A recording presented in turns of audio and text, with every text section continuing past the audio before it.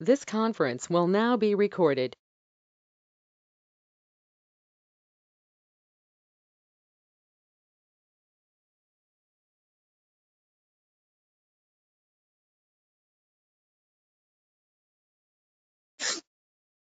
नमो नमः.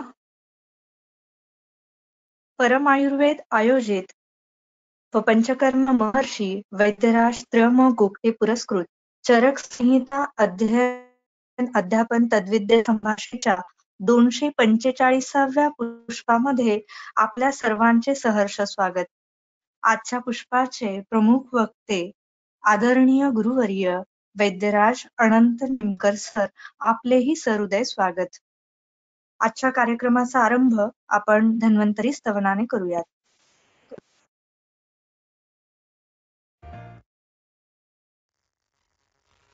नमामि धन्वन्तरिमादिदेवम्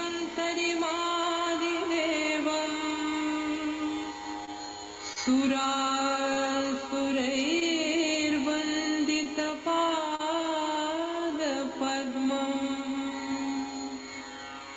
लोके Janardan भयमृत्युनाशनम् धातारमीशं विविधौषधीनाम्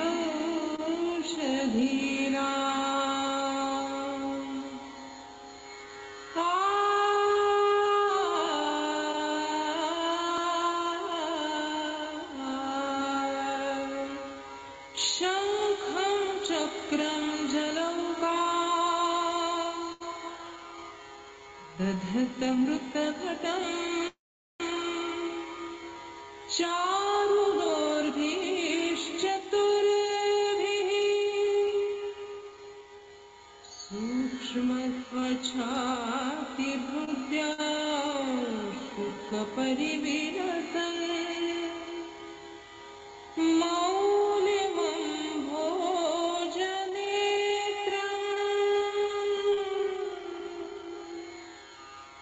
कालाम्भोदोज्ज्वलाङ्गम् कटितटविलसत् चारुपीताम्बराढ्यम्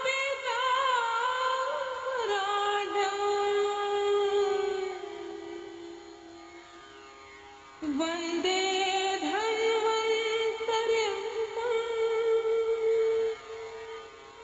निखिलगणना प्रौढदावानीलीलम्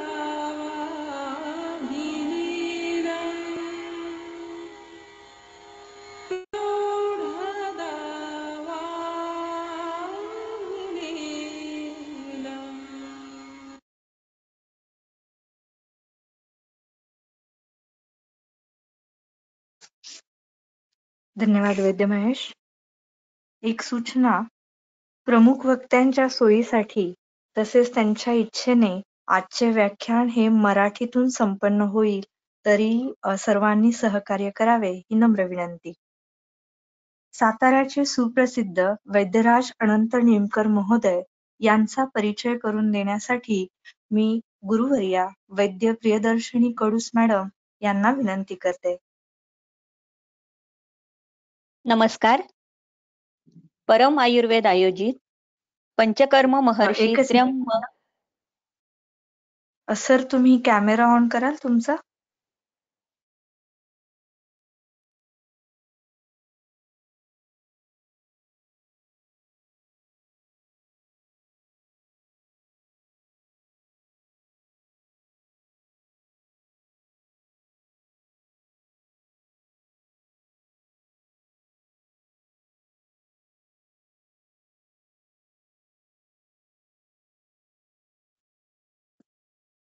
okay madam. धन्यवाद सर. नमस्कार.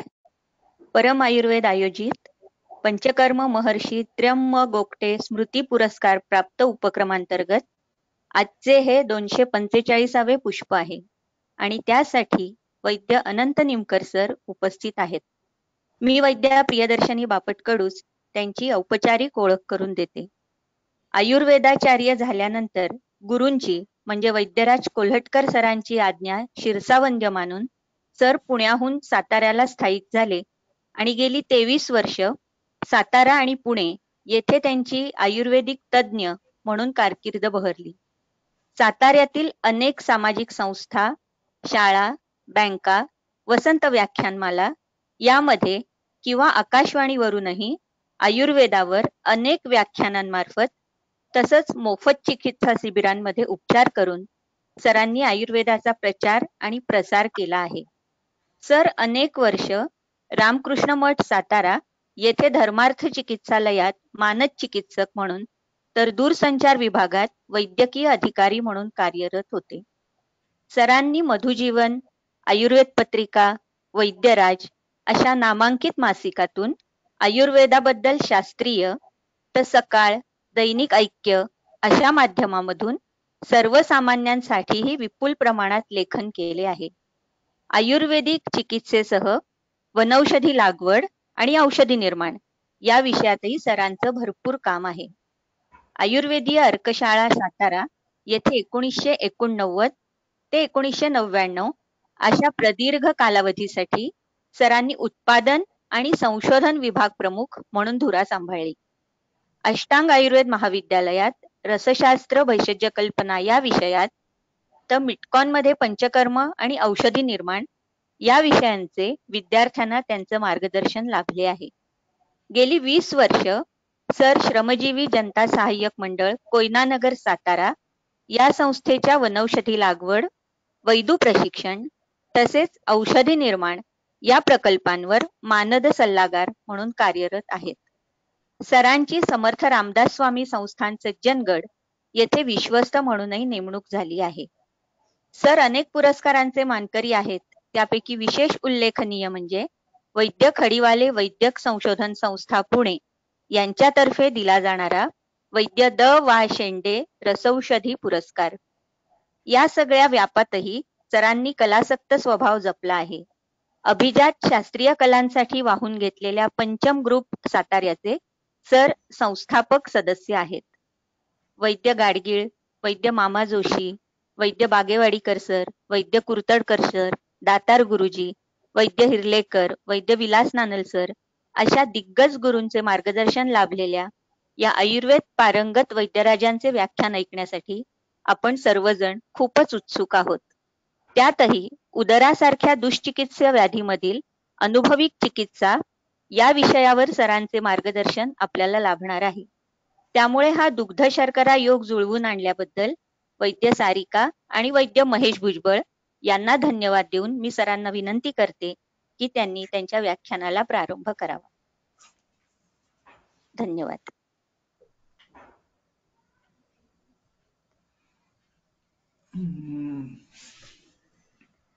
शेअर म्हणाल ना.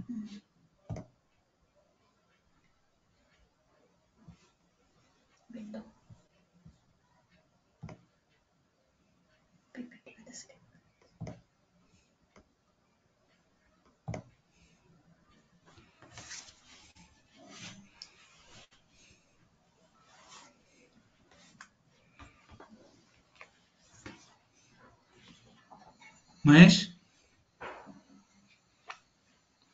आपलं माईक ऑन आहे ना? माईक हो सर, येतोय आवाज. आवाज येतोय ना महेश? सर येतोय. सुरू करू? हो सर.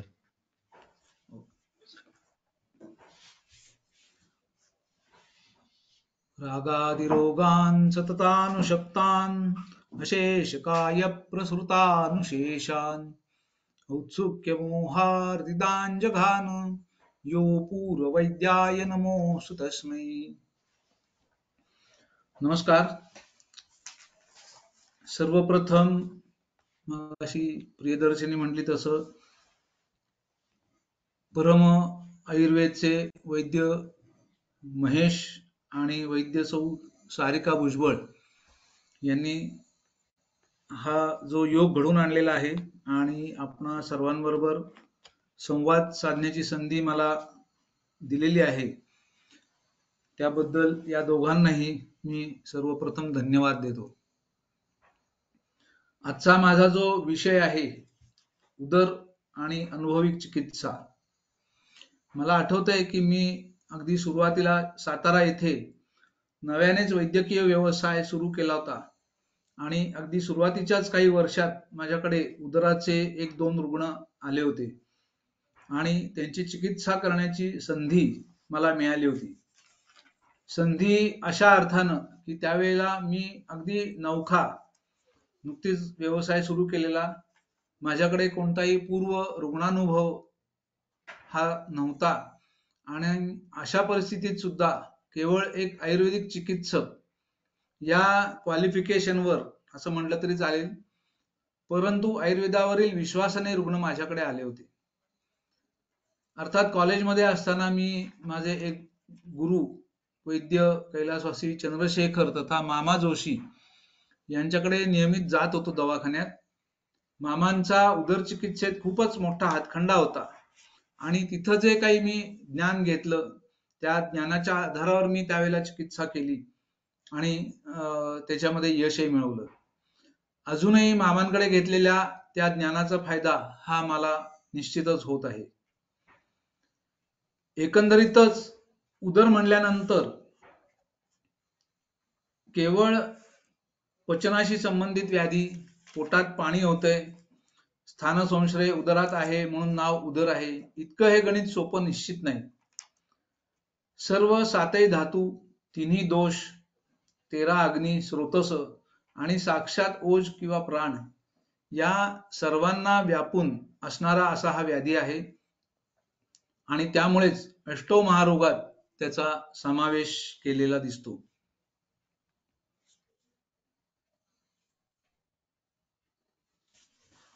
रोगास सर्वेपि मंदेग्नौ सूत्राम उदराणीच. सूत्र सर्व परिचित आहे. अगदी म्हणायला किंवा समजायला सोपं वाटतं, परंतु त्यातील आशय हा खूपच विस्तृत असा आहे आणि त्याचा अभ्यास करणं फार महत्वाचं दिसतं. अग्निविकृती म्हटलं की पचन, अपचन, त्यानंतर मग त्याच्यातून निर्माण होणारी आमनिर्मिती, आमनिर्मितीमुळे स्रोतोदृष्टी किंवा अवरोध आणि पर्यायाने रोगाची उत्पत्ती, हे सूत्र तर आपणा सर्वांना परिचित आहेच. आणि मग त्यानंतर मग यथादुष्टेन दोषेण यथाच अनुविसर्पता याप्रमाणे मग कोणताही व्याधी हा त्याच्यातून उत्पन्न होतो. उदर हा सुद्धा एक असाच व्याधी आहे आणि एक व्याधी म्हणण्यापेक्षा सुद्धा व्याधी समूह किंवा लक्षण समूह असं म्हटलं तरी सुद्धा फार वावगं ठरेल असं मला वाटत नाही. उदररोगात अग्निदुष्ट करणाऱ्या हेतूंचं अतिरेकी आणि दीर्घकाळ सेवन आणि प्रभूत अग्निवैषम्य हे आपल्याला दिसून येतं आणि त्यामुळे अग्निदृष्टी, ग्रहणीदृष्टी यांचा विचार हा त्या ठिकाणी करावा लागतो. उदराचं निदान पंचक अभ्यासताना अग्निदृष्टीची कारणं अभ्यासणं हे त्या ठिकाणी आपल्याला खूप गरजेचं असतं. आणि मग अग्निविकृतीचे जे हेतू आहेत, जे आपल्याकडे ग्रहणी चिकित्सेत सुरुवातीला सांगितले आहेत, तर ते जर आपण बघितले, अभोजनात, अजीर्णात, अतिभोजनात, विषमाशनात, असात्म्य गुरु, शीत, अतिरुक्ष, संदुष्ट भोजनात, तर ह्या सर्व हेतूंचा अभ्यास हा त्या ठिकाणी उदराच्या दृष्टिकोनातून फार महत्वाचा ठरतो, कारण ती सुरुवात असते. त्याच्यानंतरची जी अजीर्ण सांगितलेली आहेत, आमाजीर्ण, विदग्धाजीर्ण, विष्टब्धाजीर्ण किंवा रसशेषाजीर्ण, तर यांची चिकित्सा करताना सुद्धा किंवा यांचं निदान पंचक बघताना सुद्धा भविष्यातील उदराचा विचार हा निश्चित त्या ठिकाणी आपण केला पाहिजे. संपूर्ण चिकित्सा आणि त्यानंतरचं पथ्यापथ्य हे कडकपणे अभ्यासले जाते ना, ही गरजेची गोष्ट असते. प्रत्यक्ष उदराच्या संदर्भात ज्यावेळेला आपण हेतूंचा विचार करतो, त्याच्यामध्ये अतिउष्ण, लवण, क्षार, विदाही, अन्नपान, अम्ल, अति अम्ल सेवन, त्याच्यामध्ये मद्यपान हा एक फार मोठा घटक आपल्याला दिसून येतो. अम्ल रस किंवा अम्ल जर म्हटला तर त्याचा अतियोग झाला तर तो अतिशय उष्ण आहे, पित्तरक्तकारक आहे, रक्तधातू बिघडवणारा आहे, पांडू शोथ उत्पन्न करणारा आहे आणि सगळ्यात म्हणजे धातू शैथिल्य किंवा संपूर्ण गात्र शैथिल्य हे त्याच्यामुळे उत्पन्न होत असतं. गर किंवा विष यांचा जर आपण आता विचार आताच्या काळात जर केला तर आजकाल जे आपण अन्नधान्य किंवा भाजीपाला खात असतो तर त्याच्यामधून कीटकनाशक खतं यांचा जो वापर केला जातो अति तीक्ष्ण असतात आणि कित्येक वेळेला म्हणजे आता द्राक्षाचंच उदाहरण घेतलं तर त्याच्यावर जी काय कीटकनाशक फवारणी केली जाते ती धुतली पण जात नाहीत आणि अतिशय तीक्ष्ण असतात आणि त्याच्याशिवाय हा भाजीपाला आता आपल्याला मिळतच नाही. खाद्यपदार्थ जे आपण पंचतारांकित हॉटेलमध्ये खाल्ले जातात ते चांगले दिसण्यासाठी म्हणून त्याच्यामध्ये जे काही रंग घातले जातात तर ते सुद्धा विषज स्वरूप असं म्हणायला लागेल आपल्याला. त्याच्यानंतरचा जो भाग आहे तो म्हणजे मिथ्या संसर्जन किंवा कर्मविभ्रमात. हे अग्निदोषामध्ये पण सांगितलेलं आहे की वमन, विरेचन आणि स्नेह विभ्रम. पंचकर्म करत असताना हा मुद्दा थोडासा काही वेळेला आपल्याला खटकेल परंतु त्याचा उहापोह करणं निश्चितच उदराच्या दृष्टिकोनातून फार महत्वाचं ठरतंय म्हणून मी मुद्दामून त्याच्यावर घेतोय की आजकाल ज्या वेळेला आपण पंचकर्म पॅकेज किंवा पंचकर्म ट्रायल ह्या जाहिराती ज्या बघतो काही वेळेला या आपल्या शास्त्राच्या दृष्टिकोनातून काही वेळेला घातक असतात आणि अशा पद्धतीनं पंचकर्म करत असताना वाम्य अवाम्य, विरेचनाला योग्य अयोग्य, स्वेद्य अस्वेद्य हे जे काही शास्त्राने नियम सांगून ठेवलेले आहेत याच्यात कुठं तडजोड होत नाहीये ना हा एक भाग असतो. त्याच्यानंतर चिकित्सा व्यवस्थित झाली तरी नंतरचा संसर्जन क्रम आहे तो कामाच्या व्यस्ततेमध्ये रुग्णाकडून पाळला जात नाही ना त्याच्यावर लक्ष ठेवणं महत्वाचं असतं. तो एक फार महत्वाचा मुद्दा असतो.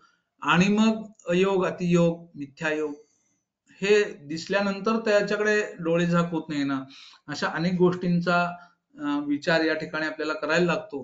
किंवा स्नेहपान सांगितलेलं आहे तर त्याच्यानंतर शीतजल सेवन जर झालं तर अशा बारीक बारीक गोष्टींचा त्या त्या वेळेला खूप कटाक्षाने आपल्याला उहापोह करणं किंवा त्याचा अभ्यास करणं गरजेचं असतं. नाहीतर भविष्यात पुढे जाऊन हे सर्व उदराचे हेतू ठरू शकतात.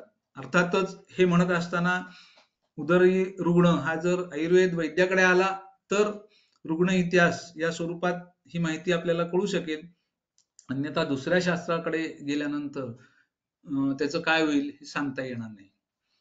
वेगविधारणात हे तर आपल्याकडे आता निद्रेच्या संदर्भात खूप यांनी बघायला मिळेल की रात्री उशिरापर्यंत नेट सर्चिंग आणि मालिका यामध्ये आता आपण रमलेलो आहोत.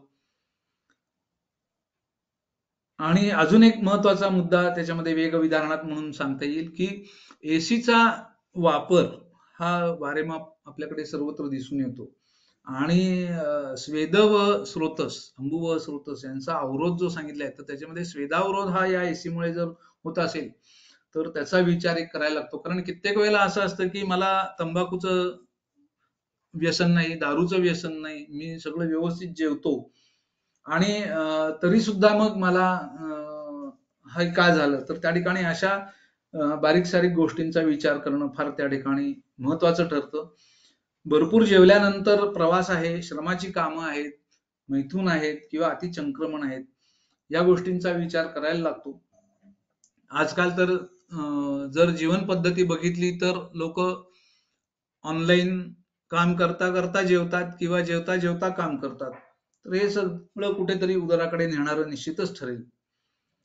अर्शोतिसार ग्रहणी विकारा येच अन्योन्य विकारभूता सन्ने नले संती न संती दीप्ते रक्षेत अतोस्तो विशेषता अग्निम असं म्हटलेलं आहे. तर त्याच्यामुळे अर्श, अतिसार आणि ग्रहणी त्याच्यात अर्शासारखा जर व्याधी घेतला तर दिसायला तो अतिशय किरकोळ वाटतो आपल्याला परंतु त्याचं सातत्याने उद्भव किंवा त्याच्यासाठी लागणारी जी अग्नीची प्राकृतता आणणं ह्या जर गोष्टी केल्या नाहीत तर पुढं ह्याच गोष्टी आपल्याला उदराचं निदान किंवा हेतू म्हणून आपल्याला बघायला मिळतील.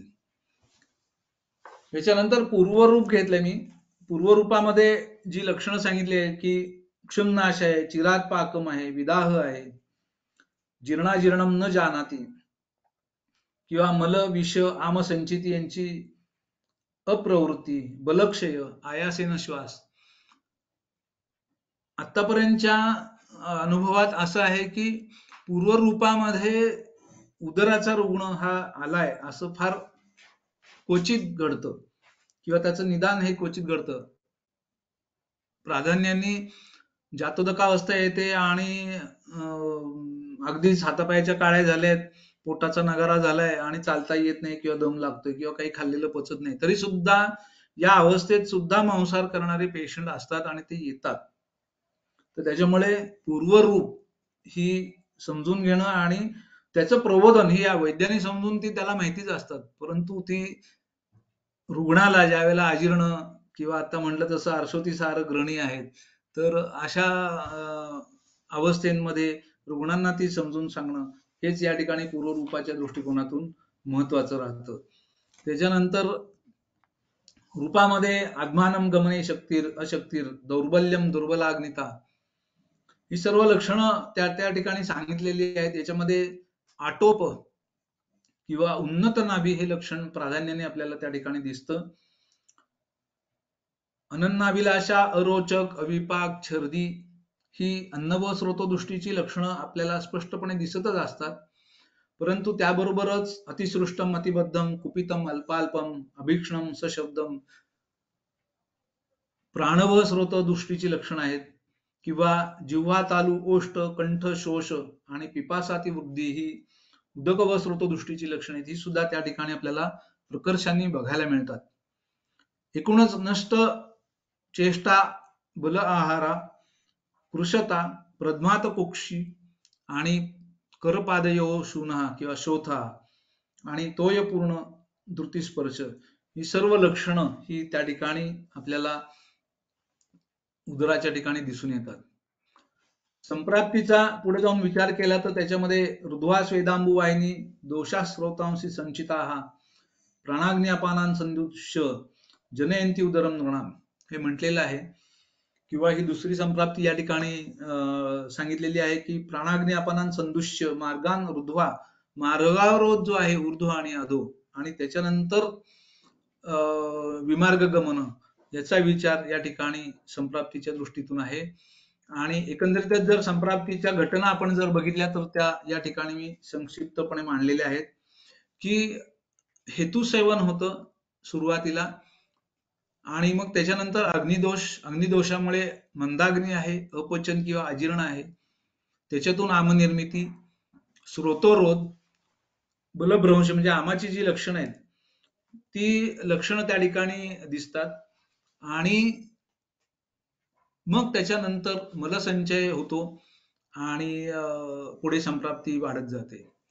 स्वेद आणि अंबुवह स्रोतसांचा अवरोध हा त्या ठिकाणी सांगितलेला आहे आणि हा अवरोध झाला की देहोष्मा वृद्धी होते. आपण ज्वराच्या संप्राप्तीमध्ये बघितलं असेल स्वेदावरोध संतापा, तर त्यामुळे देहोष्मा वृद्धी होते, पित्त प्रकोप होतो आणि साहजिकच त्याच्यामुळे धातुपाकाला सुरुवात होते, त्याच्यामधून द्रव निर्मिती होते, त्याचं विमार्गगमन किंवा उपस्नेहनाने त्याचं कोष्ठामध्ये शोषण होतं आणि त्या ठिकाणी जलसंचिती होते.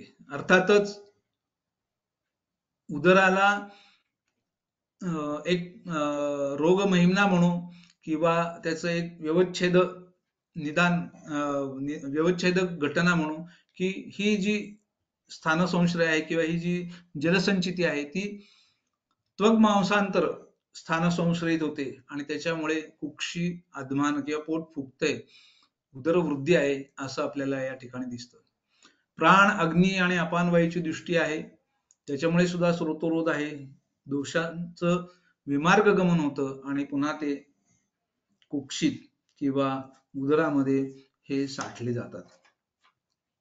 आता ह्या सगळ्या घटना बघितल्यानंतर ज्यावेळेला आपण प्रत्यक्ष आता संप्राप्तीमध्ये अजून बराच विवेचन करता येईल, परंतु मुख्य मुद्दा हा चिकित्सेचा असल्यामुळे मी हे थोडक्यात या ठिकाणी आता उद्धृत केलेलं आहे.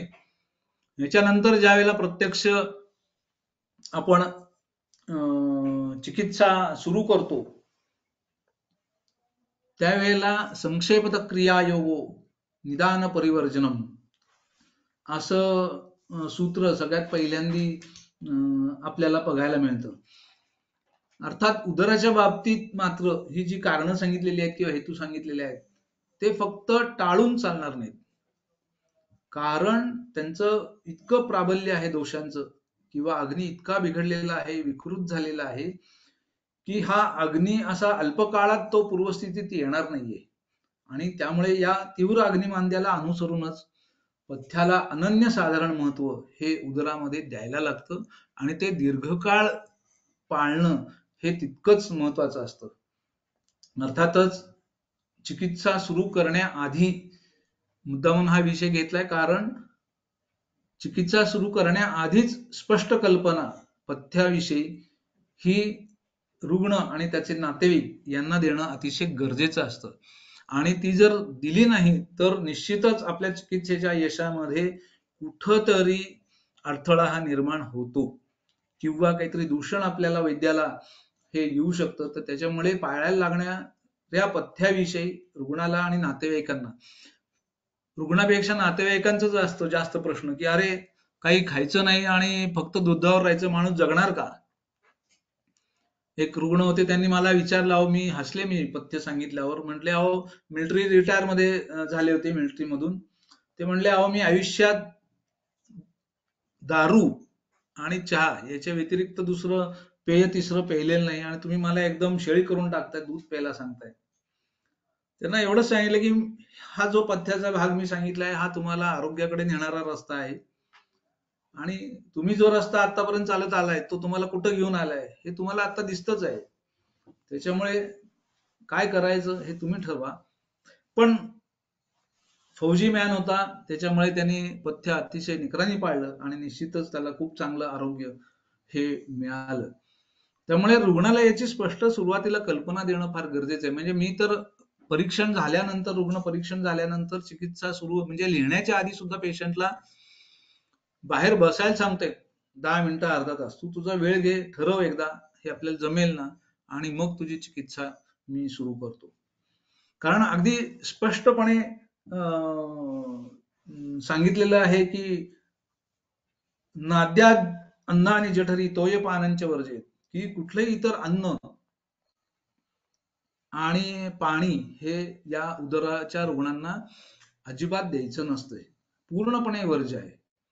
आणि मग ते पेशंटला, रुग्णाला त्याच्या भाषेत किंवा वेगळ्या पद्धतीने सांगायला लागतं की अरे अपच्यमानम शुक्तत्वम यात अन्नम विषरूपताम, की हे अन्न जर तू खाल्लंस तर ते तुला विषस्वरूप आहे, त्याला तुझा काही उपयोग नाही त्याचा आणि केवळ जिव्हा लवल्य म्हणून तू ते खाणार आहेस आणि आतापर्यंत खातोयस, त्याचं काय दिसतंय हे रुग्णाला पटवून देणं हे फार महत्वाचं आहे. म्हणजे काही वेळेला असं सांगावं लागतं की अरे तू तुझ्या पैशाने खाणार आहेस, तुझ्या खाण्याचा बोजा काही माझ्यावर किंवा वैद्यावर पडणार नाहीये, पण ते विषस्वरूप असल्याने तू ते खाऊ नकोस.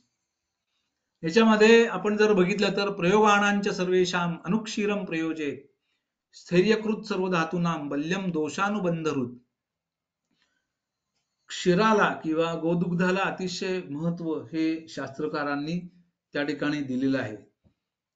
अर्थातच केवळ दुधावर राहायचं आहे, पाणी सुद्धा नाही. म्हणजे भूक लागली तरी दूध आणि पाणी प्यायचं असलं तरी सुद्धा, तहान लागली तरी सुद्धा दूधच. इतकं कडकपणे पथ्य पाळायला लागतंय. म्हणजे काही ज्येष्ठ वैद्यांचे अनुभव जे सांगितलेत की या रुग्णांना शौचालयात धुण्यासाठी सुद्धा दूधच द्या, कारण ते तिथं जाऊन चोरून पाणी पिऊ शकतात.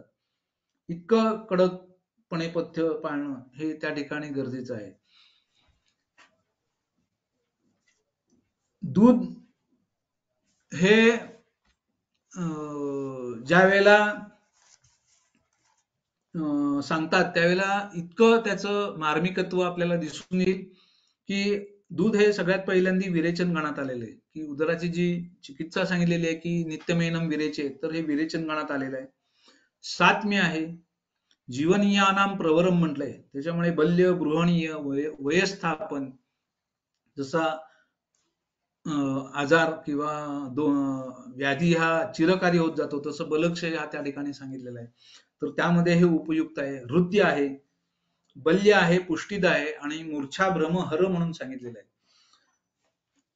व्याधिकर्षणामुळे किंवा विरेचन आहे त्याच्यामुळे किंवा धातू दौर्बल्यामुळे काही वेळेला अतिप्रसंग येऊ शकतो, अत्येक अवस्था येऊ शकते. तर त्याच्यामध्ये बल्य म्हणून किंवा बलरक्षणासाठी म्हणून दुधाचा चांगला उपयोग होतो. स्मृती मेध्य, स्मृती वाढवणार आहे, मेध्य सांगितलेलं आहे, मनोरोगामध्ये उपयुक्त सांगितले आहे आणि ओजो विवर्धन म्हणून सांगितलेलं आहे. चिकित्सा ही दीर्घकाळ चालू असते आणि त्याच्यामुळे कुठेतरी मानसिक दौर्बल्य हे रुग्णामध्ये आपल्याला दिसून येतं आणि मग रुग्ण हा चिकित्सा घ्यायला काही वेळेला कुरकुर करतो, पथ्याला कुरकुर करतो आणि त्याचं मानसिक दौर्बल्य हे त्या ठिकाणी आपल्याला दिसून येतं. तर अशा वेळेला सुद्धा या दुधाचा उपयोग हा या अर्थाने होतो. दाह, तृष्णा, श्रम आणि क्लम हे त्यामध्ये गुण सांगितलेले आहेत. आणि दुसरा फार महत्वाचा मुद्दा यामध्ये होतो की दोष धातू मल आणि स्रोतस यांचं जे क्लेदन करणार म्हणून क्षीर हे सांगितलेलं आहे. कारण आपण नित्यमेनम विरेचे त्याच्यामुळे शोधन चालू असतं आणि शोधन करताना त्या ठिकाणी बाकी पच्च अपक्व दोष आहेत, पक्व दोष आहेत हे येत असतात. त्याच्यामुळे कुठेतरी रुक्षता उत्पन्न होणं किंवा अवयव दौर्बल्य उत्पन्न होणं, तर ह्या सगळ्याचा परिहार हा क्षीर गोदुग्ध करत असतो. रक्तपित्त हर सांगितलंय, शतक्षीण जीर्णज्वर नाशक म्हणून सांगितलंय आणि सगळ्यात शेवटी त्यांनी म्हटलं की गव्यम पवित्रम. तर पापकर्म हा एक हेतू, खरं त्याच्यावर फार बोलण्यासारखं नाहीये, पण पापकर्म हा एक हेतू याच्यामध्ये चरकामध्ये उदराचा म्हणून सांगितलेला आहे आणि गव्यम पवित्रम म्हणून सांगितले. तर त्या अर्थाने सुद्धा गव्य हे किती संयुक्तिके हे आपल्याला त्या ठिकाणी दिसून येईल. दूध देताना ते नुसतं न देता त्याच्यामध्ये सुंठ पावडर टाकून किंवा शुंठी सिद्ध जर दिलं तर तिथं सुद्धा सामता वाढणार नाही किंवा दुधाचं पचन व्हायला निश्चितच त्या ठिकाणी मदत होईल. काही वेळेला आमच्याकडे दूध देताना त्याच्यामध्ये मुस्ता परपट उशीर हे टाकून सिद्ध केलेलं दूध की ज्याच्यामध्ये अंबू व स्रोतसाचा वर काम करेल किंवा स्वेद व स्रोतसाचं स्रोतरोध जो आहे तो दूर करेल, या अर्थाने याचा वापर होतो आणि मुस्ता परपट उशीर सिद्ध असं दूध हे त्या ठिकाणी दिलं जातं. दुधाचं प्रमाण जे आपण देतो ते रोजच्या रोज मोजून ठेवणं हे त्या ठिकाणी फार गरजेचं आहे. कारण सुरुवातीला अगदी कमी प्रमाणात दूध हे रुग्ण घेतो किंवा पिऊ शकतो आणि जसजसा त्याचा अग्नी वाढतो, स्रोतरोध कमी होतो, आत्मान कमी होतो आणि तसतसं हे दुधाचं त्याचं प्यायचं प्रमाण हे वाढत जातं. त्याच्यामुळे रोज प्रमाण लिहून ठेवणं 200 ml, 300 ml, 1 लिटर, 2 लिटर हे जे काय असेल ते लिहिणं हे आपल्या परीक्षणाच्या दृष्टीतून अग्नीचा जो आपल्याला अंदाज घ्यायचा आहे तर त्या दृष्टिकोनातून ते लिहून ठेवणं हे अतिशय महत्वाचं ठरतं. या ठिकाणी मी मुद्दामून दूध, गोदुग्ध, ओज, मद्य आणि विष तर यांचा एक तुलनात्मक अभ्यास या ठिकाणी मांडलेला आहे की आपण जर ओजाचे सगळे गुण जर बघितले, मधुर, शीत, मृदू, स्निग्ध, बहल, श्लक्षण, पिच्छिल, गुरु, मंद आणि प्रसन्न, ते सगळेच्या सगळे गोदुग्धामध्ये आहेत आणि ओजक्षय हा प्रमुख लक्षण किंवा ही घटना ही उदरामध्ये घडत असते आणि त्याच्यामुळे ती टाळण्यासाठी किंवा ती पुढे न जाऊ देण्यासाठी म्हणून दुधाचा वापर हा किती संयुक्तिक ठरतो हे आपल्याला या ठिकाणी दिसेल. आणि याच्या बरोबर विरुद्ध गुण हे सगळे मद्य आणि विषाचे आपल्याला सांगितलेले आहेत की जे हेतू स्वरूपात आपल्याला सांगितलेले दिसतात. तर काही वेळेला मद्याच्या संदर्भात सुद्धा पिबेच्य सुतराम मद्यम जीर्णम स्रोतो विशोधनम वातश्लेष्महरम युक्त्या पीतम विषवद अन्यथा.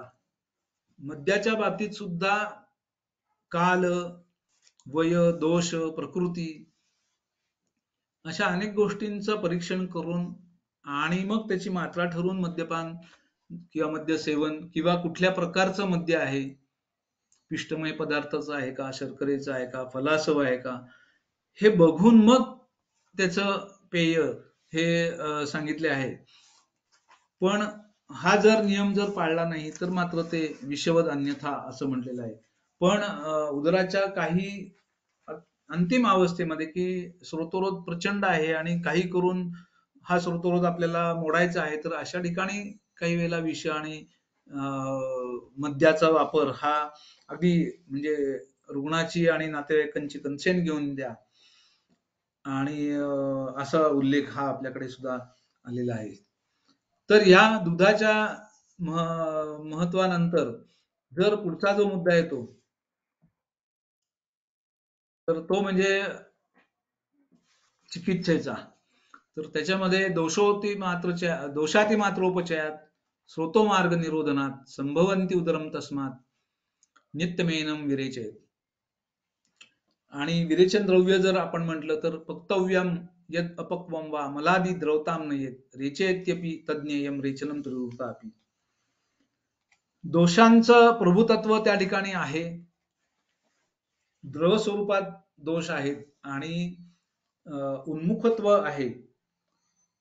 तर त्या ठिकाणी ही चिकित्सा त्या ठिकाणी बाहेर काढणं दोषांना हे त्या ठिकाणी फार गरजेचं असतं. सर्व स्ववीर्यानं ही जी विरेचन द्रव्य जी आहेत ही स्ववीर्यानं शरीरात पसरतात, दोषांना कोष्ठात आणतात. द्रवत्व किंवा भेदन तर त्यांचं करायचं आहेच आहे आणि अधोमार्गातून ही दोषांना बाहेर काढतात.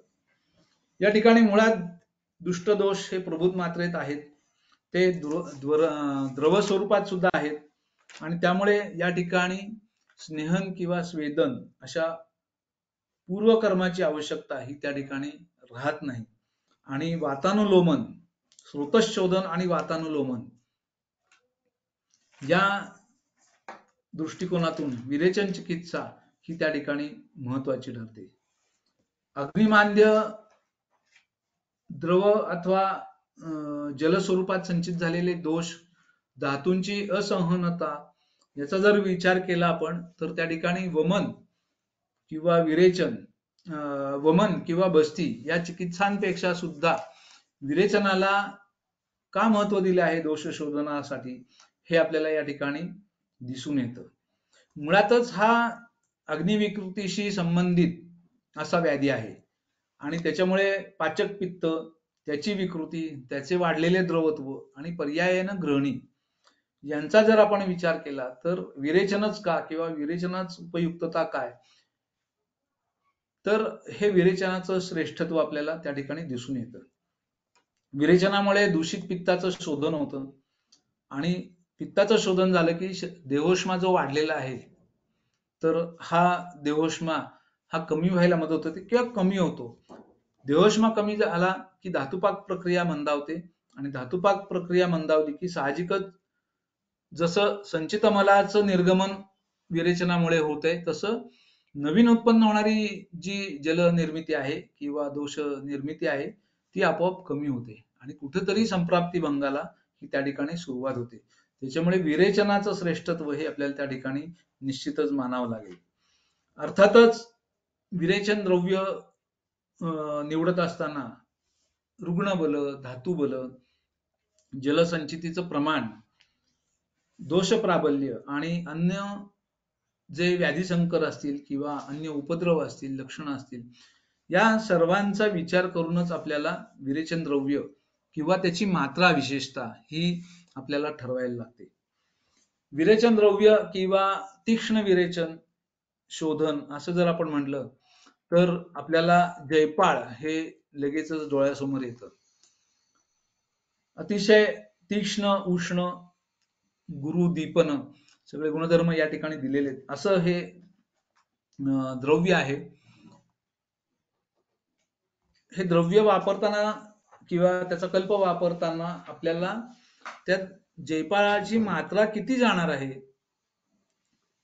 रुग्णाला हे विचारात घेणं फार त्या ठिकाणी गरजेचं असतं. त्यामुळे काही कल्प अर्थात सगळे मी दिलेले नाहीये तिथं, पण काही एक 4-5 कल्प दिलेले आहेत की नाराचे रस आहे, वैशिष्ट्य रत्नावलीत आहे, टंकण, कज्जली, त्रिकटू, जयपाळ आहेच आहे आणि जयपाळाचं प्रमाण त्याच्यामध्ये जवळजवळ 50% आहे.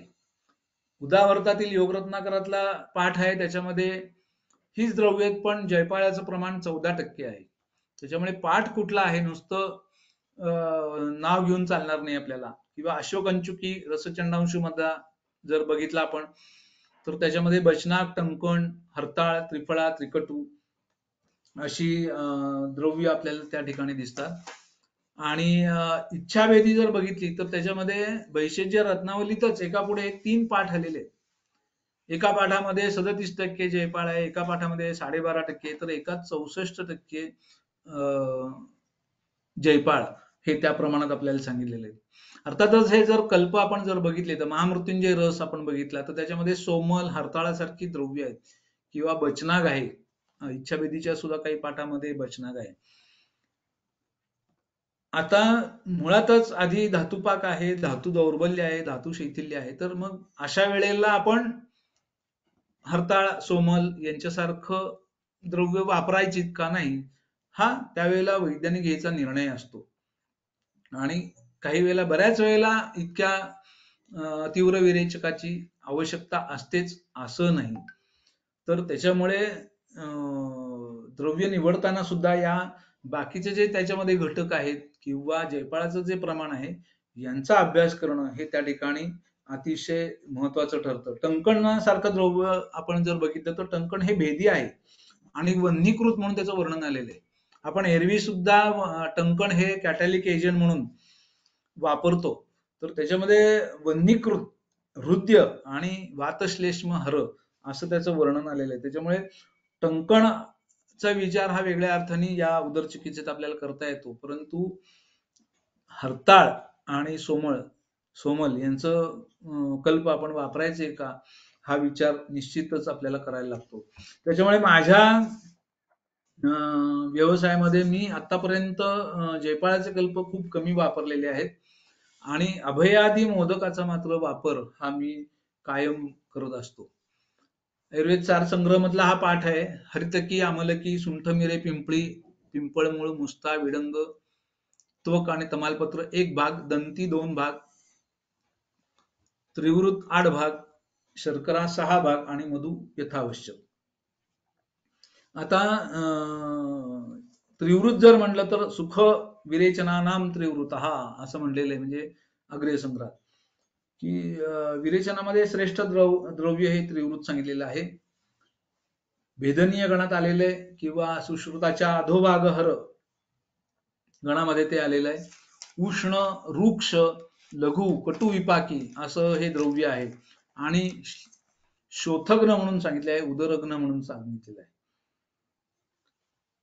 दंती हे जर द्रव्य आपण जर बघितलं तर ते सरळ, दीपन, कटू, तीक्ष्ण, उष्ण आणि सुश्रुतामध्ये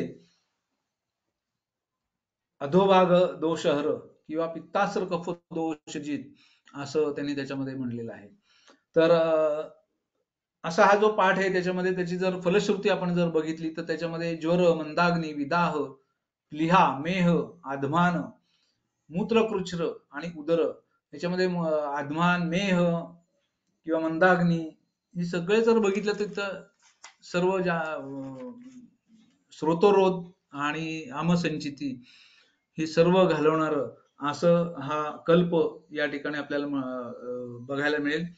अभयादी मोदक हा पुरुष विरेचन तर करतोच, परंतु त्याच्याबरोबर मूत्रविरेचन म्हणूनही तो काम करतोय. मूत्रकृच्छ्र हे त्याच्या फलश्रुतीत आलेलं आहे आपल्याला. धात्वाग्नी प्रदीपक आहे, वातानुलोमन करणारा आहे, शूलग्न आहे आणि त्याच्यामुळे उदर चिकित्सेतील अनेक बाबींची पूर्तता ही हा एकटा कल्प हा करू शकतो. याचा जर फलश्रुतीचा पुढचा जर श्लोक बघितला तर त्याच्यामध्ये म्हणलेलं आहे की एकैकम बक्षेत प्रातः शीतंच अनुपिबेत जलम आणि तावद विरिच्यते जंतुर यावद उष्णम न सेवते, की सकाळी प्रातःकाळात कल्प द्यायचा आहे आणि त्याच्यावर अनुपान म्हणून शीतजल सांगितलेलं आहे आणि मग विरेचनाचे वेग सुरू होतात आणि जोपर्यंत उष्ण पाणी आपण देत नाही त्याला तोपर्यंत, म्हणजे थांबवायचं असेल तर थोडक्यात उष्ण पाणी देणं असं वर्णन आलेलं आहे. परंतु याची परीक्षा किंवा याचा पडताळा हा मी काही माझ्या पूर्ण व्यवसायामध्ये आता 32 वर्षात घेतलेला नाही. एक तर आमाची भीती, शीतजल सांगितलेलं आहे अनुपान, जरी वीर्य किती त्याचं चांगलं असलं तरी सुद्धा आपण का परीक्षा घ्यावी हा माझ्या पुढचा प्रश्न आहे. माझा अनुभव किंवा माझं सत्व हे त्या ठिकाणी कमी पडत असेल. परंतु सकाळी 10 अभयादी मोदक आम्ही देतो आणि तो सकाळी 10 वाजता म्हणजे साधारण पित्ताच्या काळात, कफाचा काळ संपल्यानंतर ते देतो आणि त्याला अनुपान म्हणून गरम दूध देतो किंवा बारीक गोळी तुपात चाटायची आणि वरती गरम दूध प्यायचं. अशा पद्धतीने आम्ही ती देतो. परंतु गार पाण्याबरोबर द्यायचे, शीतजलाबरोबर द्यायचे आणि नंतर गरम पाणी दिल्यावर थांबतात, हे मी प्रत्यक्षात अनुभवलेलं नाही. कुणी असेल तर निश्चितच ते ऐकायला अनुभव आवडेल. तर या पद्धतीने सकाळी 10 वाजता ज्या वेळेला गोळी देतो त्यावेळेला मध्ये जवळजवळ 1.5-2 तास जातात आणि दुपारी 12च्या दरम्यान साधारण, हा एक सर्वसाधारण अनुभव मी सांगतोय रुग्णांचा आतापर्यंतच्या, तर 12च्या दरम्यान वेगाला सुरुवात होते आणि द्रवमय मलाचे वेग येतात आणि साधारण 3 ते 4 पर्यंत हे वेग येत असतात आणि या काळात किमान 4 ते 5 वेळेला मोठ्या प्रमाणावर द्रवमल येत असतात. अर्थातच दोष संचिती, अवरोध आणि येणारी वेगसंख्या याचा अभ्यास करून मात्रा कमी जास्त ही आपल्याला करावी लागते. किंवा सुरुवातीला काही वेळेला वेगांची संख्या ही कमी असते. मग जसजसा सुरुवातीला स्रोतरोध हा हळूहळू कमी होत जातो तशी काही वेळेला दोष बाहेर पडायला जागा मिळते. त्याच्यामुळे मध्येच मग काही वेळेला दोषांची संख्या आहे, वेगांची संख्या मलवेगांची वाढते, पुन्हा कमी होते दोष संचिती कमी झाल्यावर. तर हा सगळा अभ्यासाचा भाग असतो आणि तो लिहून ठेवणं म्हणजे मग आपल्याला त्याची एक कारणमीमांसा किंवा हे लावणं त्याचा संबंध हे आपल्याला सोपं जातं. परंतु या घटना घडत असतात. कित्येक वेळेला सलग आपल्याला विरेचन देता येत नाही. मग अशा वेळेला एखाद दिवस आपल्याला विराम द्यायला लागतो, मग पुन्हा बलाचा अंदाज घ्यायला लागतो आणि मग पुन्हा विरेचन द्यायला लागतं. तर हे करायला लागतं कारण रुग्णबल हे मुळात कमी आहे, त्यात विरेचनासारखं शोधन द्रव्य द्यायचं आहे आणि त्यामुळे बलरक्षणाला फार त्या ठिकाणी प्राधान्य आपल्याला द्यायला लागतं. म्हणजे जरी शोधन करायचं असलं तरी सुद्धा बलरक्षण हे तितकंच महत्वाचं आहे.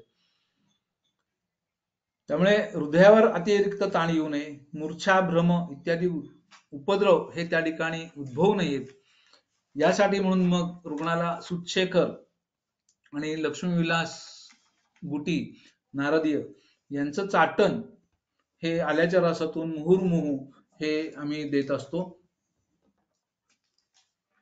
त्याचप्रमाणे सुरुवातीला अभयादी मोदक देताना वेग चांगल्या पद्धतीने यावं याकरता सुद्धा या पुडीबरोबरच सूक्ष्म समीर पन्नगाचा वापर हा त्यामध्ये केला जातो की ज्याच्यामुळे वेग चांगल्या पद्धतीने यायला हा उपयोग होतो. मग 4 वाजेपर्यंत हे द्रवमल प्रवृत्तीचे वेग हे सुरू असतात आणि मग ते थांबतात हळूहळू. ते थांबल्यानंतरचं पहिलं काम जे सांगितलेलं आहे ते म्हणजे हृते दोषे परिम्लानम वेष्टेद वाससोदरम तथास्यानवकाशत्वात वायुराधमापयेत पुन्हा. ही दोष बाहेर पडल्यानंतर त्या ठिकाणी अवकाश उत्पन्न होते आणि त्या अवकाशांची जागा जर वायूने घेतली तर त्या ठिकाणी पुन्हा वातप्रकोप आणि पुन्हा विमार्ग गमन या गोष्टी घडू शकतात. तर त्याच्यामुळे सगळ्यात पहिलं काम त्यांनी सांगितलं ते म्हणजे पट्टबंधन. हे पट्टबंधन करत असताना आम्ही त्या ठिकाणी अर्कपत्र स्वच्छ धुतलेली त्याला एरंड स्नेह लावायचा आणि थोडीशी गरम करून ती संपूर्ण उदरावर पसरायची आणि मग त्याच्यावर पट्टबंधन हे बांधायचं असतं. काही वेळेला अर्कपत्रामुळे त्या ठिकाणी सूक्ष्म पिटिका, दाह, कंडू अशी लक्षणं दिसून येतात. मग अशा वेळेला पिंपळाच्या पानांचा वापर हा अतिशय चांगला होतो. पिंपळाच्या पानाला थोडंसं तूप लावलं आणि ती गरम करून बांधली तर ही बाकीचे उपद्रव होत नाही. पानं अक्षरशः म्हणजे असं उष्णता खेचून घेणं किंवा हे बघतो तसं ती कडक होतात काही वेळेला. हे आपल्याला दिसायला लागतं. काही रुग्णांमध्ये नुसतं सुंठ आणि कोष्ठ यांचा जर लेप लावला तरी सुद्धा हा चांगला उपयोग होतो. पट्टबंध करत असताना तो चांगल्या पद्धतीने बांधणं हे फार गरजेचं असतं. पातळ जर वस्त्र असेल आणि त्याचं जर आपण बंध बांधत असू तर तो काही वेळेला गोळा होतो आणि जे आपल्याला उद्दिष्ट साधायचंय तर ते त्या ठिकाणी साधलं जात नाही. मग अशा वेळेला लंबर बेल्टचा वापर हा त्या ठिकाणी संयुक्तिक ठरतो आणि तो वापरायला मी नेहमी सांगत असतो. पट्टबंध करण्याच्या आधी सगळ्यात महत्वाचं काम जे आहे ते म्हणजे उदरपरिघाचं मापन करणं. एक कुठली तरी साधारण नाभीच्या रेषेत आपण म्हणू किंवा त्या स्तरावर हे मापन करणं संयुक्तिक ठरतं आणि त्याचं रोजचं रेकॉर्ड जे आहे त्याचा तपशील आहे हा लिहिणं फार गरजेचं असतं. जसजसं हे उदरामध्ये विरेचनामुळे साठलेलं संचित जल आहे किंवा संचित दोष आहेत हे बाहेर पडत असतात तर तसतसं ते उदराचा आकार जो आहे वाढलेला आहे हा कमी कमी होत असतो आणि साधारण एक 4 ते 5 जुलाब झाले तर त्याच्यामध्ये 1 ते 1.5 इंचांनी उदराचा परिघ हा कमी झालेला दिसतो, निश्चितपणे दिसतो. आणि ज्या वेळेला 1 इंच किंवा 1.5 इंचांनी उदरपरिघ कमी होतो त्यावेळेला साधारण 1 ते 1.5 लिटर जल हे त्या ठिकाणी बाहेर पडलेलं असतं, जे टॅपिंग करून काढतात आणि मग इतकं काढलं तितकं काढलं. तर हे गणित आपण जर बांधलं तर आपल्याला अंदाज येतो की हा नाही आज आम्ही 1 लिटर काढलं, आज आम्ही 2 लिटर काढलं, एकूण इतकं काढलं. हा अभ्यासाचा विषय त्या ठिकाणी आपल्याला राहू शकतो आणि तो कुठेतरी मांडू शकतो आपण. तर या पद्धतीने पट्टबंधन हे त्या ठिकाणी आपण करतो.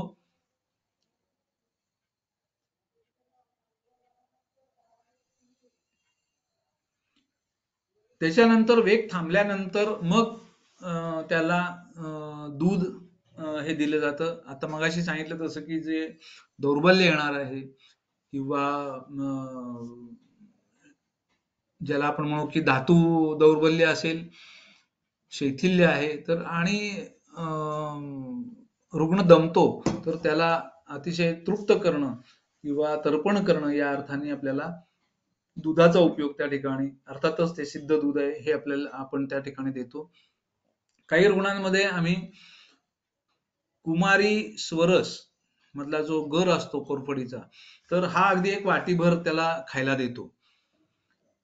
कुमारीचं जर वर्णन किंवा गुणधर्म जर बघितले तर कुमारी ही गृहिणी सांगितलेली आहे, बल्ल्या सांगितलेली आहे, रसायनी सांगितलेली आहे आणि वात विषप्रणू मधुर असं तिचं वर्णन केलेलं आहे आणि सगळ्या अर्थानेच ती या ठिकाणी उदरामध्ये ही उपयोगी पडते.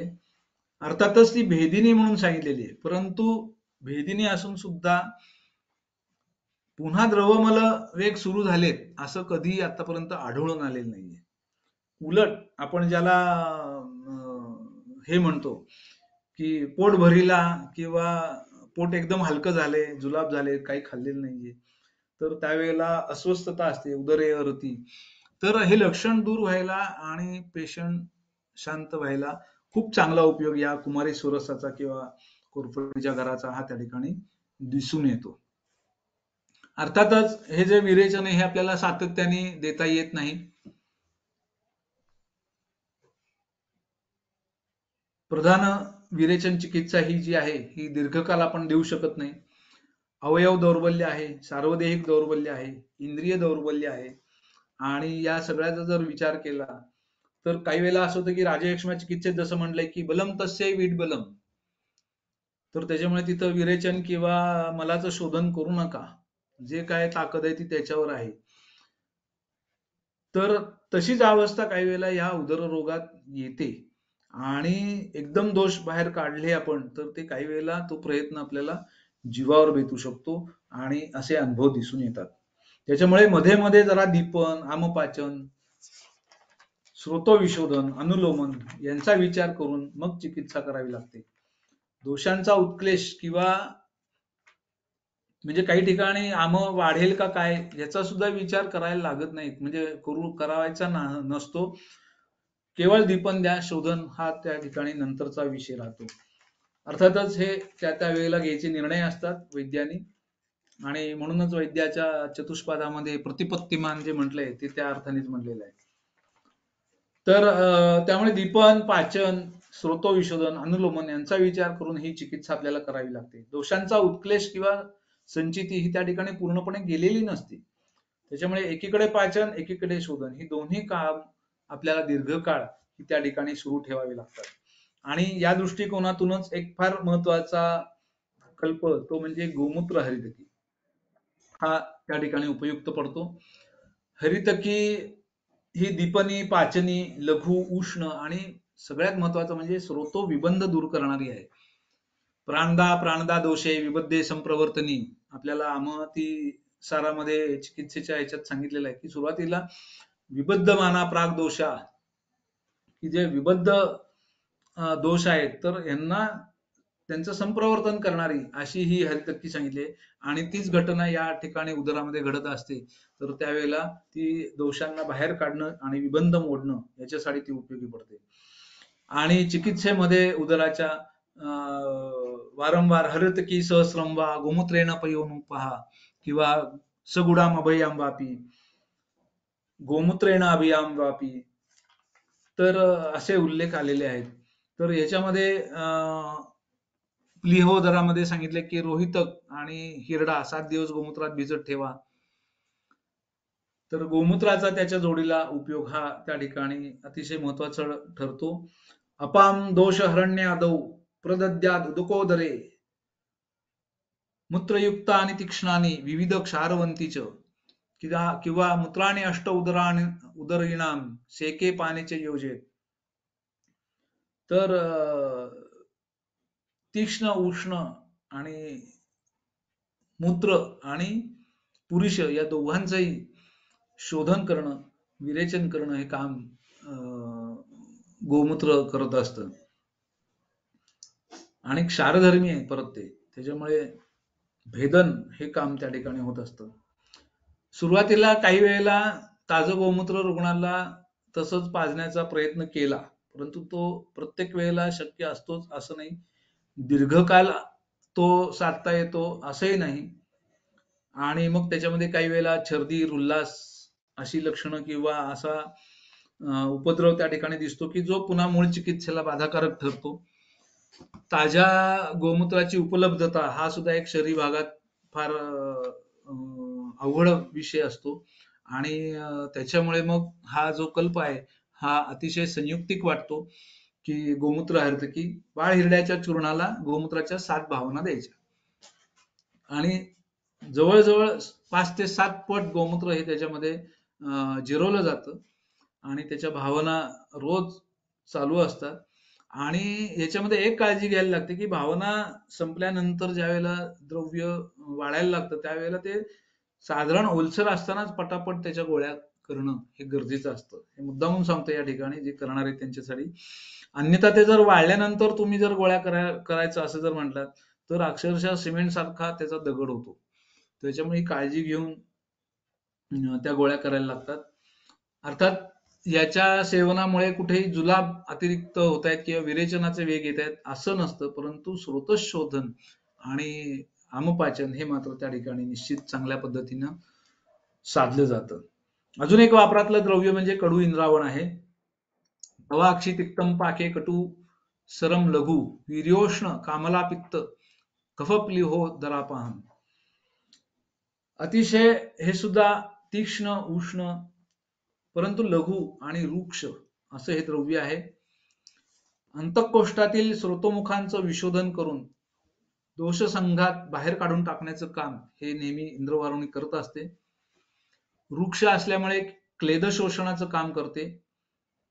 अवष्टंभ जर खूप मोठ्या प्रमाणावर आहे, रुग्ण हा क्रूरकोष्ठी आहे आणि इतर कुठल्याही द्रव्यामुळे मलप्रवर्तन होत नाहीये, तर अशा वेळी हमखास देण्याचं द्रव्य किंवा उपयोगी येईल असं द्रव्य म्हणजे हे कडू इंद्रावण जड आहे.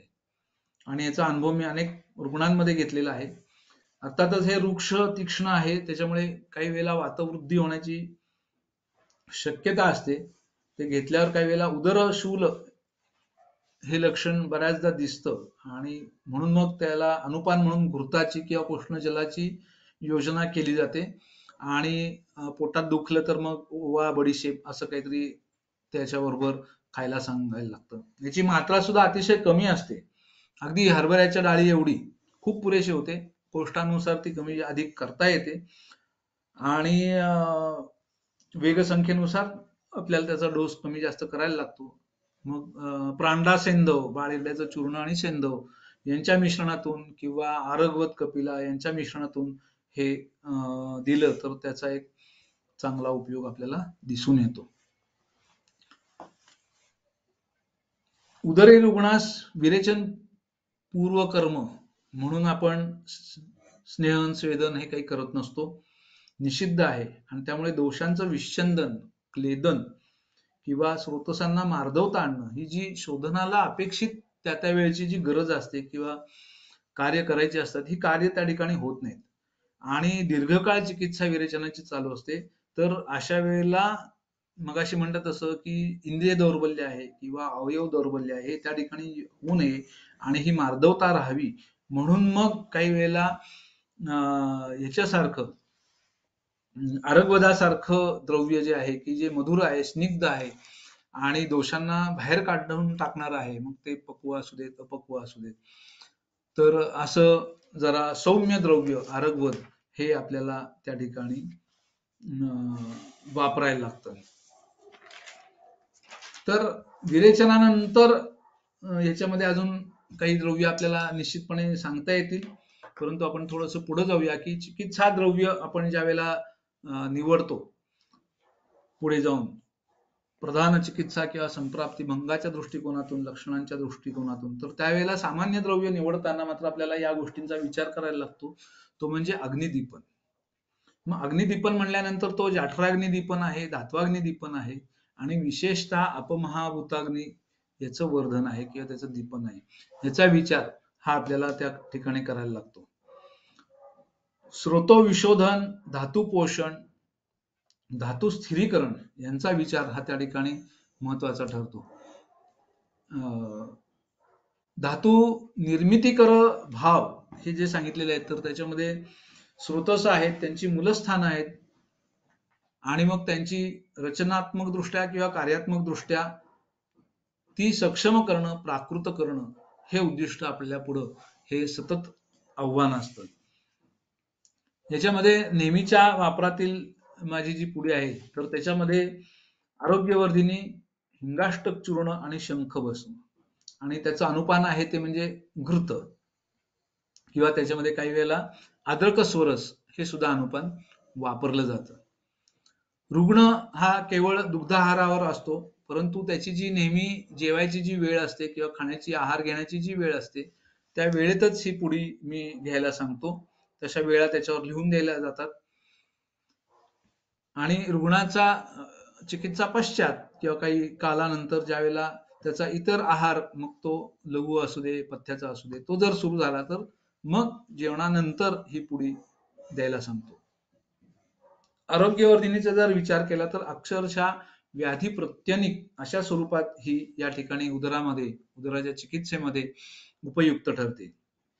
मलशुद्धीकर आहे, भेदन आहे, आमपाचन करणारी आहे, स्रोतसांचं शोधन करणारी आहे, क्लेद कमी करणारी म्हणून आपण आरोग्यवर्धिनी वापरतो. पाचन सुधारणारी आहे, यकृताचं कार्य हे नियमित करणारी आहे आणि पचन करताना त्यक्त द्रवत्व पाकादिक्रमण आणलं शब्दितम असं म्हणलंय, तर ते जे वाढलेलं द्रवत्व आहे तर ते कमी करून त्याला प्राकृतत्व आणण्याचं काम ही आरोग्यवर्धिनी करत असते. त्यामुळे अग्निवर्धन आणि क्षुधावर्धन करणारी ही आरोग्यवर्धिनी खऱ्या अर्थानं उदरी रुग्णाचं आरोग्यवर्धन करणारी आहे असं म्हटलं तर काही वावगं ठरणार नाही.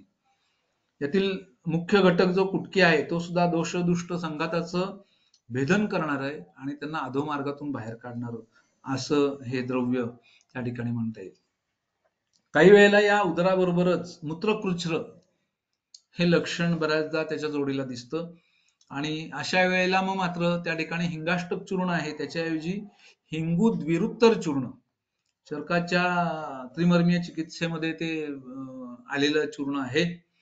त्याच्यामध्ये हिंगू, वचा, चित्र, कोष्ठ, सज्जिक क्षार आणि विडंग ही औषधं आहेत आणि क्रमाक्रमाने ती दुप्पट प्रमाणात घ्यायची असतात आणि म्हणून त्याचं नाव आहे हिंगू द्विरुत्तर चूर्ण.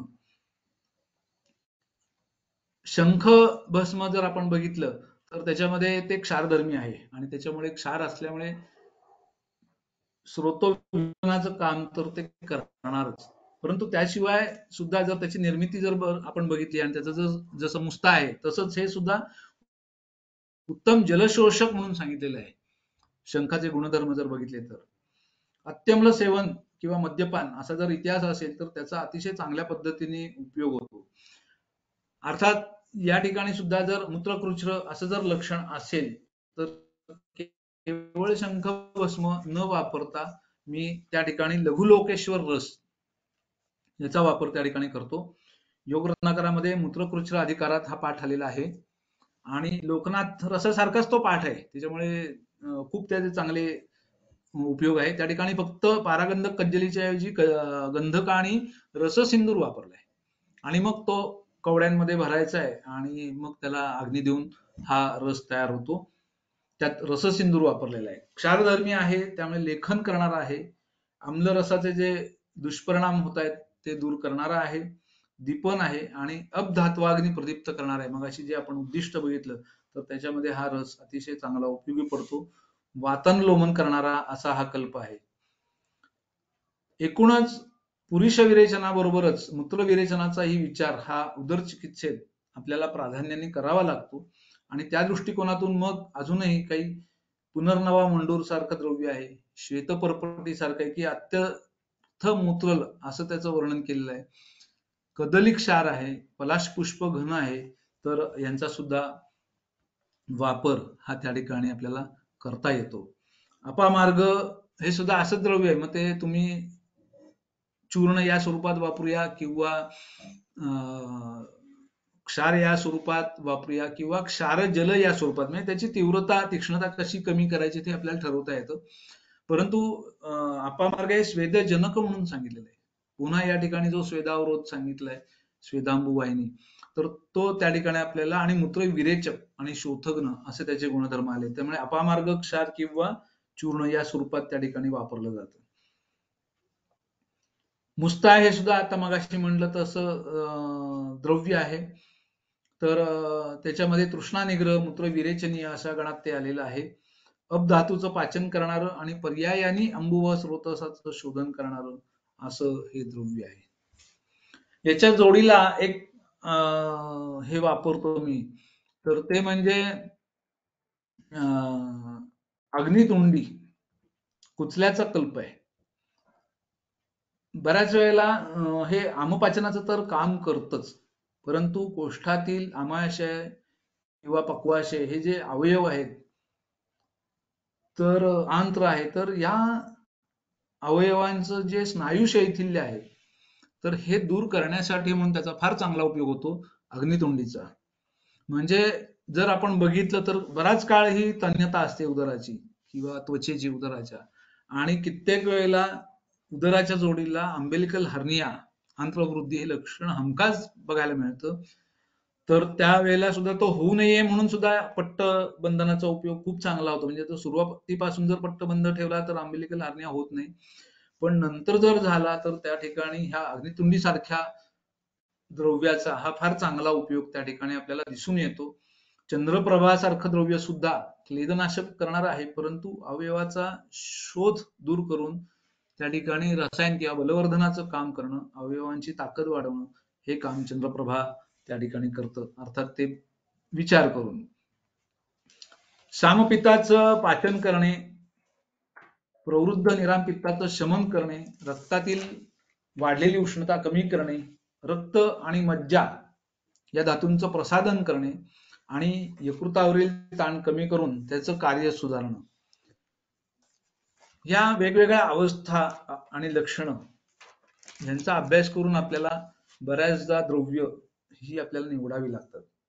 तर मग ह्याच्यामध्ये सुरुवातीला जर आपण बघितलं तर मग मात्र सूतशेखर आहे, नवायाश चूर्ण आहे, शंखभस्म आहे किंवा प्रवाळ पंचामृत सारखं द्रव्य आहे. प्रवाळ पंचामृत सुद्धा अर्कक्षीर भावित असेल तर ते निश्चित चांगलं.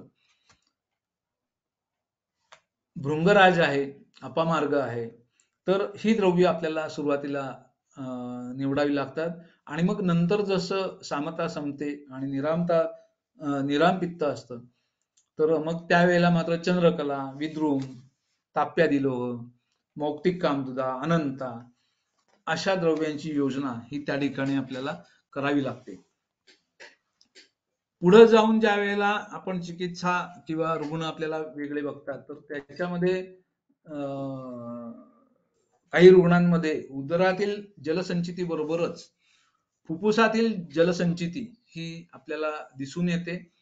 खूप पेशंट असतात की ज्याच्यामध्ये फुफ्फुसावरण शोथ किंवा प्ल्युरल इफ्युजन उदराच्या बरोबर व्याधी संकर म्हणू किंवा उपद्रव स्वरूपात असेल हे आपल्याला दिसतं. एक्सरे मध्ये रिपोर्ट मध्ये अक्षरशः 25 ते 30% फुफ्फुस भरलेली आहेत. ज्वर, श्वास, दौर्बल्य ही सगळी लक्षणं त्याच्या ठिकाणी दिसत आहेत. हेवी अँटीबायोटिक्स घेऊन सुद्धा फारसा फरक पडलेला नाहीये. रिपीट केलेले कंपेअर केलेले फोटो एक्सरे आपल्याकडे घेऊन येतात. तर अशा वेळेला सीतोपलादी, शृंगभस्म, अभ्रकभस्म, शतपुटी अभ्रकभस्म अर्थातच, पुष्कर मूळ, सूतशेखर, तर अशा पुडीचं चाटण मधातून जर मुहुर्मुह दिलं आणि त्याच्याच जोडीला सलिल विशोषण रस, वैशज्य रत्नावलीच्या शीर्षंभू रोगाधिकारामध्ये आलेला हा रस आहे, तर तो अतिशय विशेष काम करतो. त्याच्यामध्ये त्रिजात, रेवाचनी, भारंगमूळ, हरितकी, कडू इंद्रावण, यवक्षार आणि त्याच्या जोडीला रससिंधू असा हा पाठ आहे. आणि अक्षरशः 10 ते 12 दिवसांमध्ये दोन्ही लंग्स अतिशय नॉर्मल असे एक्सरे रिपोर्ट असलेले पेशंट आपल्याला त्या ठिकाणी दिसतात. आणि ह्या जसं फुफ्फुसातलं पाणी किंवा जो शोथ आहे तो कमी होतो, तसं उदरातलं सुद्धा जलसंचिती आहे किंवा दोष आहेत हे त्या ठिकाणी कमी झालेले आपल्याला निश्चितच दिसतात. वातश्लेष्म हर दीपन स्रोतो विशोधनाचं काम ज्या दृष्टिकोनातून आसव आणि अरिष्ट यांची योजना ही त्या ठिकाणी आपल्याला काही वेळेला उपयुक्त ठरते. विशेषतः दुधाखेरीज ज्या वेळेला आहार सुरू होतो, अल्पमात्रेत का होईना, इतर आहार्य द्रव्य ही सेवन सुरू होतात, तर त्यावेळेला मात्र या आसवारिष्टांची गरज ही निश्चितपणे आपल्याला भासते. आणि त्याच्यामध्ये प्राधान्याने काम करणारं किंवा कामाला हे लक्षण किंवा इतिहास हे जर आपल्याला त्या ठिकाणी दिसत असेल, तर त्या ठिकाणी फलत्रिकादी कषायाचा उपयोग अतिशय चांगला होतो. शारंगधर संहितेमध्ये आलेला हा पाठ आहे. फलत्रिका अमृता तिक्ता निंबकैरात वासकैः जैन मधुयुत पाथा कामला पांडुताम तथा. तर कामलेची जर त्याच्यामध्ये इतिहास असेल तर खूप चांगला होतो. 3-3 चमचे जेवणानंतर आपण देतो. सामपित्ताचं पाचन करणं, यकृतामध्ये संचित दोष संघात जो असतो त्याचं भेदन करणं, त्याचा निस्रार करणं, यकृताचं कार्य सुधारणं, पित्ताचा सरगुण वाढल्यामुळे त्याला खालच्या मार्गातून बाहेर काढणं, जे शाखागत झालेलं आहे तर ते बाहेर काढणं, अग्निवर्धन असं याचं काम आपल्याला दिसतं. याच्याबरोबरच आपल्याला कुमारी आसवाचा सुद्धा उपयोग हा त्या ठिकाणी अतिशय चांगला नंतरच्या अवस्थेमध्ये करता येतो. आणि अजूनही काही द्रव्यांचा वापर हा त्या ठिकाणी आपल्याला निश्चित दिसून येतो. काही वेळेला धातुपाक झाल्यानंतर त्या धातूचे, विशेषतः मेद धातूचे विमार्ग गमन होतं आणि त्यामुळे यकृत आणि पर्यायाने रक्त व स्रोतसामध्ये अवरोध हा त्या ठिकाणी निर्माण होतो. पित्तप्रधान संप्राप्ती ज्या वेळेला असते तर त्यावेळेला काही वेळेला रक्तपित्तासारखी लक्षणं ही त्या ठिकाणी दिसून येतात. रक्त व स्रोतसामध्ये अवरोध असतो आणि मग त्यावेळेला थुंकीतून रक्त पडतं. मलप्रवृत्तीच्या वेळेला रक्तस्राव होतो, कोष्ठात रक्तस्राव होतो, कृष्णवर्णी किंवा स्त्यान अशा पद्धतीची मलप्रवृत्ती होत असते. अशा वेळेला वासापाक, दुर्वाकल्प, वासाकल्प यांचा अतिशय चांगला उपयोग झालेला दिसून येतो. त्वरित रक्त स्राव जो असतो हा थांबलेला दिसतो. दाढी मग गिरीज असं एक पाठ आम्ही वापरत आहे माझ्या. त्याच्यामध्ये शुद्ध गैरिकाला दाढिम स्वरसाच्या 7 भावना ह्या देऊन त्याच्या गोळ्या केल्या जातात. अर्थातच अग्निमांद्य, स्तंभन म्हणजे गिरिज वापरले त्याच्या अर्थाने पार्थिव आणि आमवर्धन या सगळ्याचा विचार हा त्या ठिकाणी करावा लागतो. परंतु आत्तिक अवस्थेमध्ये मगाशी म्हटलं तसं की काही वेळेला वेगळ्या वाटेने जाऊन निर्णय घ्यायला लागतात. आता वाढला तरी चालेल, परंतु रक्तस्तंभन हे करणं महत्वाचं आहे. नाहीतर मग आत्तिक अवस्थेत रुग्ण गेला तर चिकित्साचा किंवा बाकीच्या विचाराचा काही उपयोग होणार नाही. तर त्या ठिकाणी हे कल्प अतिशय चांगले उपयोगी पडतात. आणि याचप्रमाणे दाढिमगिरीच्या प्रमाणेच चघळायला देतो गोळी, म्हणजे ती पूर्ण अशी अन्ननलिकेतून पसरत जाते आणि त्या ठिकाणी असलेला रक्तस्राव हा त्या ठिकाणी निश्चितपणे थांबलेला दिसतो. याचप्रमाणे शुद्ध गैरिकाला जर दुर्वाच्या भावना दिल्या किंवा वासापत्र सोरसाच्या भावना दिल्या तर ते कल्पही आपल्याला करून वापरता येतील. परंतु दाढिम हे परमहृद्यम सांगितलेलं आहे आणि रक्तवर्धक म्हणून सांगितले, त्याच्यामुळे मग हा कल्प हा संयुक्तिक ठरतो असं मला वाटतं.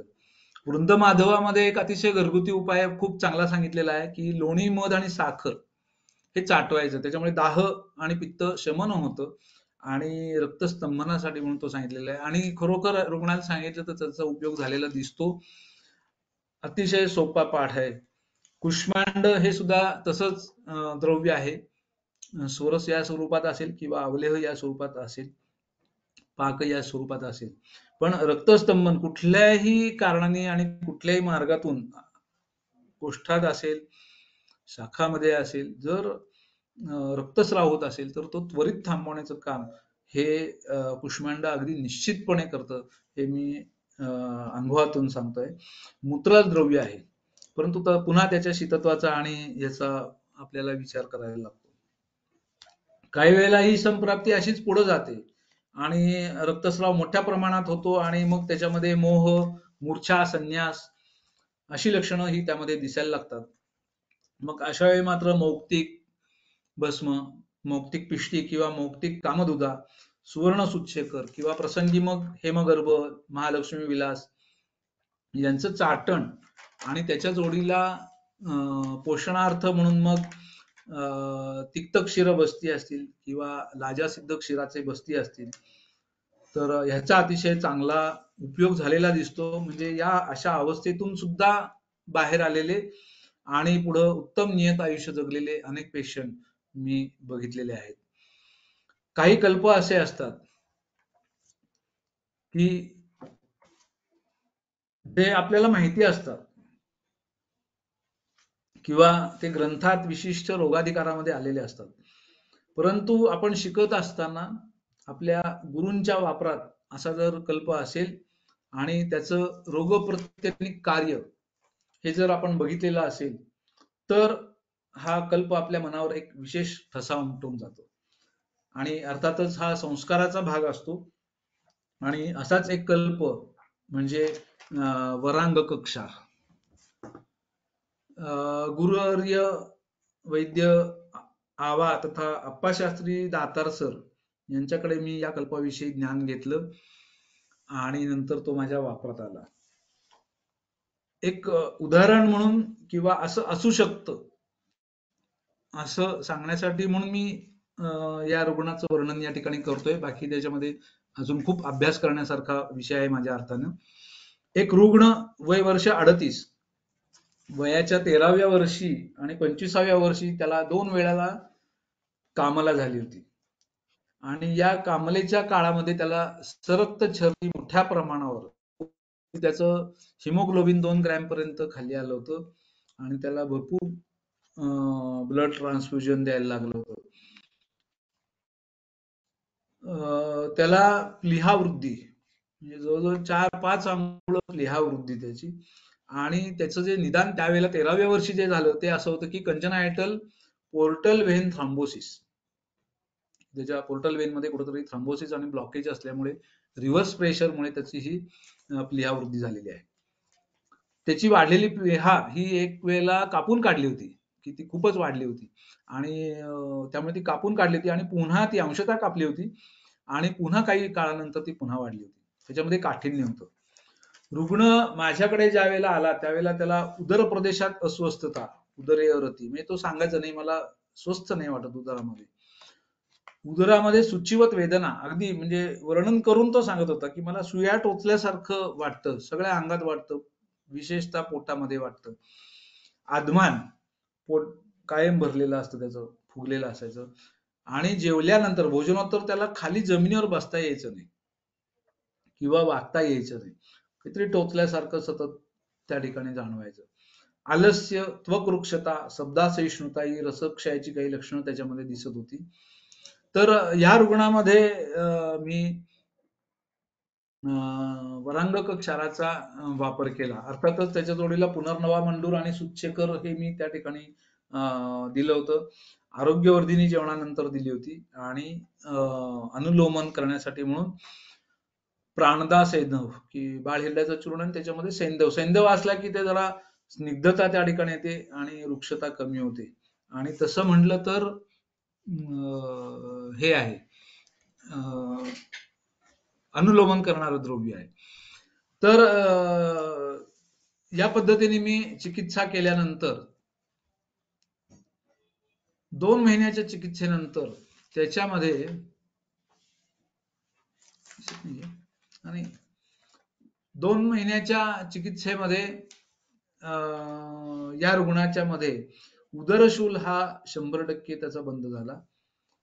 आलस्य, आदमान हे गेलं. पोटातील अस्वस्थता त्याची कमी झाली आणि मुख्य म्हणजे प्लीहा वृद्धी जवळजवळ 1 ते 1.5 इंचानं कमी झाली. प्लीहेला मृदुत्व प्राप्त झालं आणि अर्थातच अजूनही या रुग्णाची चिकित्सा चालू आहे, परंतु एक अनुभव मगाशी म्हटलं तसं अनुभव म्हणून मी या ठिकाणी याचा उल्लेख या ठिकाणी करत आलेला आहे. आणि खरोखरच वरांगक क्षाराचा उपयोग हा त्या ठिकाणी आपल्याला प्लीहेचा कुठलाही व्याधी असला तर आपल्याला तो दिसून येतो. फलवर्तीचा ही स्लाइड आलेली या ठिकाणी, पण आम्ही ही फलवर्ती या प्रमाणात करून वापरलेली आहे. काही वेळेला विरेचन शक्य नसतं किंवा रुग्ण कंटाळतो, तर अशा वेळेला किंवा अवरोध जास्त असतो, तर त्यावेळेला अशा पद्धतीची फलवर्ती करून ती एरंड स्नेहामध्ये भिजत घालून ती उदमार्गातून घालणं आणि मग त्याच्यानंतर मग मलवेग येणं, अशा पद्धतीचं काम काही रुग्णांमध्ये आम्ही केलेलं आहे. त्याच्यामुळे ही स्लाइड इथं या ठिकाणी आलेली आहे. सुश्रुतामध्ये याचा उल्लेख आहे फलवर्ती गुदवर्तीचा, परंतु खूप मोठ्या प्रमाणावर अनुभव अजून काही नाहीये, पण याचा उपयोग होतो हे निश्चितच आहे. अवष्टंभामध्ये काही वेळेला अनेक उपचार करून सुद्धा म्हणजे उदर सोडून संप्राप्ती ज्या वेळेला असते तर त्यामध्ये याचा वापर अतिशय चांगल्या पद्धतीने होतो. सुरुवातीला मी जसं म्हटलं तसं की पूर्वावस्थेमध्ये ग्रंथोक्त जशी लक्षणं दिलेली आहेत की पूर्वरूप आहेत किंवा ग्रंथोक्त वातज उदर, पित्तज उदर हे जे काही वर्णन केलेलं आहे, तर अशा लक्षणांना घेऊन आपल्याकडे रुग्ण फार क्वचित येतो. परंतु बऱ्याचदा तो आपल्याकडे जातोदकावस्थेतच आलेला असतो. परंतु ज्यावेळेला चिकित्सा सुरू होते आणि बराच काळ लोटतो, तर त्याच्यामध्ये चिकित्सा झाल्यानंतर त्याची पूर्णपणे जलसंचिती निघून जाते, अग्नी सुधारतो आणि पूर्वपदाला रुग्ण येतो. त्याचं उदर किंवा नाभी हे पूर्व प्रमाणात स्थिर होतं. पथ्यकर आहार विहार त्याचा सुरू होतो आणि अशा वेळेला सुद्धा काही वेळेला एखादी बारकी चूक त्याच्याकडनं घडते. मोह कुठेतरी वाढतो आणि पथ्यकर आहार विहार हा जरी घेत असला तरी काही वेळेला अग्नीचं कुठेतरी गणित बिघडतं आणि पुन्हा मग उदरवृद्धी हे लक्षण घेऊन रुग्ण आपल्याकडे येतो. तर अर्थातच अशा वेळेला की त्यात प्रामुख्यानं आदमान असतं. उदर परीक्षण जर आपण केलं तर मात्र त्याच्यामध्ये वातज ध्वनी हा आपल्याला स्पष्टपणे कळतो. जलसंचिती किंवा तोय पूर्ण द्रुती स्पर्श हा त्या ठिकाणी अजिबात नसतो. आणि केवळ वातज किंवा अधमान या स्वरूपात किंवा वातज उदर या स्वरूपात हा रुग्ण असतो. तर अशा अवस्थेमध्ये चरकामध्ये जे षटपल घृत आलेलं आहे, सुंठ, पिंपळी, पिंपळमूळ, चवक, चित्रक आणि यवक्षार. एकच मिनिट हं.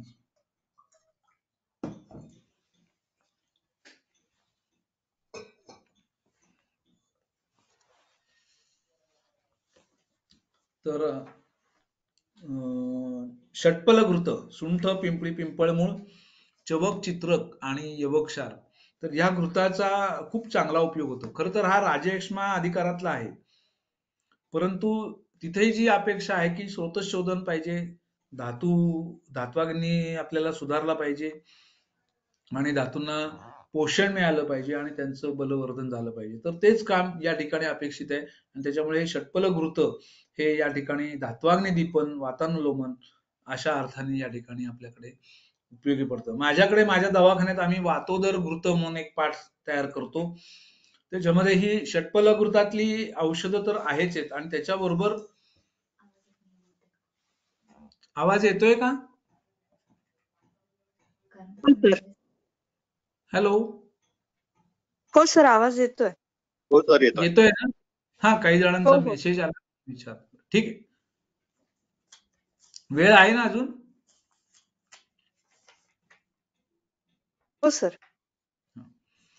तर या षटपल घृतातलीच जी 6 औषधं आहेत ही त्याच्यामध्ये आम्ही वापरतो वातोदर घृतामध्ये. आणि ह्याच्यामध्ये सांगताना त्यांनी विदार यादी गणातील औषधं वापरा म्हटले. अष्टांग हृदय जर आपण बघितलं तर त्याच्यामध्ये तर ती आम्ही याच्यामध्ये घेतलीत की विदार यादी गणातील औषधं आणि त्याच्यामध्ये दधिमस्तू असं घालून हा पाठ आम्ही केलेला आहे आणि तो वातोदर मध्ये अतिशय चांगला उपयोगी पडतो. वातानुलोमन आणि अधमान त्वरित कमी होतं.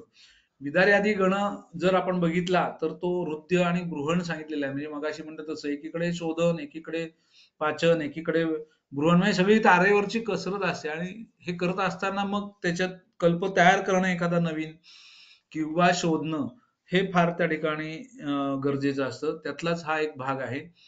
तर वातग्न म्हणून तो सांगितलेला आहे. शोधन आणि गृहण ही दोन्ही कामं एकाच वेळी साधली जातात आणि यासाठी मात्र ज्यावेळेला वातोदर असतं त्यावेळेला मग विरेचनासाठी द्रव्य वापरताना मग त्या ठिकाणी त्रिवृत घृत किंवा अवलेह यांचा वापर हा त्या ठिकाणी आम्ही करत असतो. याच्यानंतरचा जो भाग येतो तो म्हणजे रसायन चिकित्सेचा येतो. रसायन चिकित्सा द्रव्यांचा विचार हा उदराच्या बाबतीत सुरुवातीपासून आपल्याला करावा लागतो. कारण चिकित्सा पूर्ण झाली आणि मग नंतर मग आता रसायन चिकित्सा किंवा अपुनर्भव चिकित्सा करायची असं या ठिकाणी घडत नाही. कारण चिकित्सा काल हा दीर्घ आहे आणि संप्राप्ती भंग चिकित्सा आणि उपशय आणि मग रसायन चिकित्सा असं या ठिकाणी आपल्याला गणित साधता येत नाही. कारण अग्निमांद्य प्रभूत असलं तरी सुद्धा धातू दौर्बल्य आता मगाशी म्हणलं तसं अत्येक अवस्था आणि कुठल्या घटनेला आपल्याला महत्व द्यायचं हे त्या वेळेला आपल्याला ठरवायला लागतं. सार्वदेहिक बलक्ष आहे, इंद्रिय दौर्बल्य आहे आणि पर्यायानं काही वेळेला प्राणरक्षणाचा विचार हा त्या ठिकाणी करायला लागतो आणि म्हणूनच अगदी रसायन द्रव्य हे इतर चिकित्सेबरोबर हे या ठिकाणी आपल्याला काही वेळेला सुरू करावं लागतं. अगदी सुरुवातीला ज्या वेळेला आपण फक्त सिद्ध क्षीर असं देत असतो आणि नुसतं दुग्धाहार आहारावर रुग्ण असतो त्यावेळेला दुधामध्ये शतावरी कल्प जर टाकून दिला तर त्याचा एक चांगला रसायन म्हणून उपयोग होतो. ही युक्ती आहे शेवटी की सुंठ पावडर आणि त्याच्याबरोबर शतावरी कल्प टाकून जर दिला तर चालू शकतो. सूक्ष्म महालक्ष्मी विलास, सीतोपलादी चूर्ण आणि शृंग भस्म अशी जर पुडी आपण रसायन कालात दिली तर त्याचा एक चांगला बल टिकवण्यासाठी म्हणून उपयोग होतो. धात्वाग्निमांद्य दूर करणारा, आद्य रस धातूवर काम करणारा परंतु रसायन अधिकारातला कल्प जो आहे तो म्हणजे लघुमालिनी वसंत. तर सुरुवातीला ज्या वेळेला दोषांचं हे जास्त आहे तर त्यावेळेला हा जरा थोडासा मिरे किंवा दीपन करणारं, वाचन करणारं असं द्रव्य आहे. तर त्याच्यामुळे हा कल्प आपण त्या ठिकाणी वापरू शकतो. त्याला अनुपान अर्थातच लोणी आणि साखर असं सांगितलेलं आहे. अग्नी जरा सुधारला असेल आणि त्याच्यामध्ये बलमांस क्षय असेल तर अशा वेळेला मग मधुमालिनी वसंतचा उपयोग आपण त्या ठिकाणी करू शकतो. साक्षात गर्भपोषण करणारा असा कल्प सांगितलाय. त्यामुळे सूक्ष्म स्रोतोगामित्व हे त्या ठिकाणी जे आहे आणि धातू पोषण करणं हे जे आहे हे या ठिकाणी आपल्याला साधता येतं. वर्धमान पिप्पली रसायन आहे किंवा वर्धमान पर्पटी रसायन आहे. म्हणजे एक गुंजा सुद्धा नाही, पाव गुंजापासून सुरुवात करायची पंचामृत पर्पटी आणि मग ती रोज पाव पाव गुंजेने वाढवायची आणि पुन्हा 10 दिवस 7 दिवस आणि मग पुन्हा ती कमी करत आणायची. रसायन कालात द्यायचे, त्याच्या आधी आणि नंतर काही खायचं नाहीये. तर या स्वरूपात हे आपल्याला देता येतं. आणि मग नंतर ज्या वेळेला रुग्ण कुठलेही लक्षण नाहीये, अगदी चांगला आहे, मग त्यावेळेला पंचामृत पर्पटीच्या ऐवजी सुवर्ण पर्पटी आहे किंवा वसंत कुसुमाकर सारखा रस आहे की ज्याच्यामध्ये प्रमेयाची समजा संप्राप्ती असेल तर त्याच्यामध्ये वसंत कुसुमाकर सारखा रस आहे, तर तो आपल्याला त्या ठिकाणी वापरता येतो. त्यामुळे वर्धमान पिप्पली रसायन किंवा वर्धमान पर्पटी रसायन ही या काळात आपल्याला उपयोगी ठरतात. अग्निवर्धनाचं ग्रहणीचं कार्य हे सुधारणं या दृष्टिकोनातून ती काम करत असतात. रुग्ण नेहमीच्या परंतु पथ्यकर आहारावर आलाय, उदरव्याधीची कोणती लक्षणं नाहीत आणि मग अशा वेळेला सुवर्णमालिनी वसंत किंवा पांडू अधिकारातील आपण जर बघितलं तर कौटजादी शिलाजतू चिकित्सा या अर्थाने सुद्धा त्याचा उल्लेख आलेला आहे की दुधातून मोठ्या प्रमाणावर शिलाजतू द्या, तर तो रसायन म्हणून सुद्धा आपल्याला देऊ शकतो. कारण त्याचा उष्ण जो गुण आहे हा काही वेळेला त्रासदायक घडू शकतो. तर त्याच्यामुळे अग्नी सुधारल्यानंतर, उष्णता कमी झाल्यानंतर, पाक झाल्यानंतर धातू स्थिरीकरणासाठी म्हणून आपल्याला कौटजादी शिलाजतू या स्वरूपात तो आपल्याला वापरता येतो. त्याच्यानंतर पुढे गेल्यानंतर अगदी शेवटच्या टप्प्यामध्ये अग्निविकृती, अपचन, अजीर्ण यांचा जर आपण विचार केला तर पथ्यापथ्य, आहार आणि विहार यांना उदर चिकित्सेत हे अनन्यसाधारण महत्व हे आपल्याला द्यायलाच लागतं. हे आपण सुरुवातीलाच बघितलेलं आहे खरं म्हणजे. पण याच्यामध्ये सुद्धा सांगताना पूर्णपणे दुधावर राहणं हे त्या ठिकाणी आपल्याला अपेक्षित असतं. त्यामुळे सात क्षीरवृत्ती षण्मासाद त्रीन पेया पयसा पिबे त्रिंश्च अन्यान पयस्यैव अद्यात फलामलेन रसेन वा किंवा अस्नेह, अलवण आणि अल्प आणि जीर्ण धान्य असा सल्ला हा त्या ठिकाणी आपल्याला दिलेला दिसतो. अर्थातच बाकी विहाराच्या दृष्टिकोनातून व्यायाम, दिवा स्वप्न, यानायानम हे सर्व त्या ठिकाणी किंवा उष्ण, लवण, आम्ल, विदाही असं किंवा गुरु अन्न यांचं वर्ज करणं हे त्या ठिकाणी अपेक्षित असतं. जितकं शक्य आहे तितकं रुग्णाला आपण जेवढं ताणता येईल हाच शब्द त्या ठिकाणी, तितकं त्याला दुधावर ठेवणं हे त्या ठिकाणी गरजेचं असतं. दुधाच्या जोडीला प्रीणन किंवा तर्पण आणि जीवन कार्य करणाऱ्या साळीच्या लाह्या किंवा लाजा यांचा वापर आपण सुरुवातीच्या काळात फक्त दुग्धाहार आहे तर त्याच्या जोडीला म्हणून जसं म्हणलं तसं की त्या देता येतात. भाताच्या लाह्या तूप लावून किंवा नुसत्या किंवा दुधात उकळून, म्हणजे जसं लाजा सिद्ध जल सांगितलेलं आहे तर्पण करणारं सलाईन सारखं काम करतं. या ठिकाणी आपल्याला जल वापरता येत नाही तर लाजा सिद्ध क्षीर जर आपण केलं तर त्याचा एक चांगला तर्पणासाठी उपयोग, प्रीणनासाठी हा होऊ शकतो. आणि या ठिकाणी सुद्धा भूक भागणं किंवा पोट भरणं या अर्थाने सुद्धा लाह्या या उपयोगी पडतात आहाराच्या दृष्टिकोनातून. हृदय, रक्तवर्धक आणि पाचक आणि विशेषतः रुचिप्रद असं हे डाळिंब हे आपल्याला या जोडीला देता येतं आहार म्हणून या स्वरूपात. अर्थातच त्यावेळेला ते डाळिंबाचा रस किंवा ते चोखून त्याचा रस शोषणं हे त्या ठिकाणी अपेक्षित आहे. मिक्सरवर रस काढला किंवा बिया क्रश होऊन त्या जर पोटात गेल्या तर त्या ठिकाणी आम वाढू शकतो. त्याच्यामुळे बिया पोटात जाणार नाही याची खबरदारी त्या ठिकाणी त्या स्तंभक सांगितलेले आहेत ती त्या ठिकाणी घ्यायला लागते. चिकित्सा झाल्यानंतर अग्निवर्धन होतं, रुग्णाचं दुधाचं प्रमाण वाढतं आणि मग ते मगाशी म्हटलं तसं की 200 ml 500 ml वरनं ते जवळजवळ 1-2 लिटर 3 लिटर वर सुद्धा जातं आणि मग रुग्ण मात्र वारंवार इतर पदार्थांविषयी मागणी करू लागतो. तर अशा वेळेला मात्र वैद्याची परीक्षा असते. अत्यंत सावधानपणे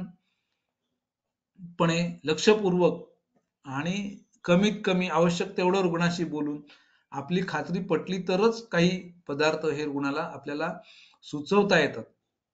रुग्ण आपल्याकडे यादी घेऊनच आलेला असतो. तर त्यामध्ये त्याच्या क्षुधेनुसार आणि दुपारच्या जेवणातच म्हणजे संध्याकाळच्या नाही तर आपल्याला भाकरी त्याला सांगता येते आणि या भाकरीबरोबर दूध किंवा तूप आणि क्वचित प्रसंगी कारळ्याची चटणी ही त्याला देता येते. राजगिऱ्याचे लाडू देता येतात. अन्यथा बाकी उरलेली भूक ही त्याला दुधाबरोबरच भागवावी लागते. नंतर मग हळूहळू रुग्णच पदार्थांची नावं घेऊन येतो आणि हे चालेल का ते चालेल का हे प्रश्न तो विचारत असतो. वैद्याने मात्र स्थितप्रज्ञ राहून या संदर्भात कमीत कमी बोलून योग्य निर्णय घेऊन हा त्याला सल्ला द्यायला लागतो. देशसात्म्यता, काल, प्रकृती, अग्नी, कोष्ठ यांचा विचार आणि त्याच्यापेक्षा जिव्हालौल्य हा विचार त्या ठिकाणी प्रबळ झाला आणि ह्या काल आणि सात्म्य याचा विचार हा दुर्बल ठरला. श्रेयस आणि प्रेयस यातील फरक हे माणसाला कळत नाहीत. कॉन्टिनेंटल हेडिंगच्या खाली पंजाबी, दाक्षिणात्य इतकंच नाही तर मेक्सिकन फूड सुद्धा आपण इथं महाराष्ट्रात बसून खात असतो आणि ते नित्याचं झालेलं आहे. आणि अशा वेळी अष्टव आहार विधी विशेषायतन याच्याकडे डोळेझाक अगदी कटाक्षाने होत आहे. ज्ञानाच्या कक्षा वाढलेल्या आहेत, ज्ञान वाढलेलं आहे, परंतु प्रज्ञापराध हा मात्र काही त्या ठिकाणी कमी झालेला दिसत नाही. कित्येक वेळेला हे का असं का झालं हे आपल्याला कळत नसतं, रुग्णाला कळत नसतं.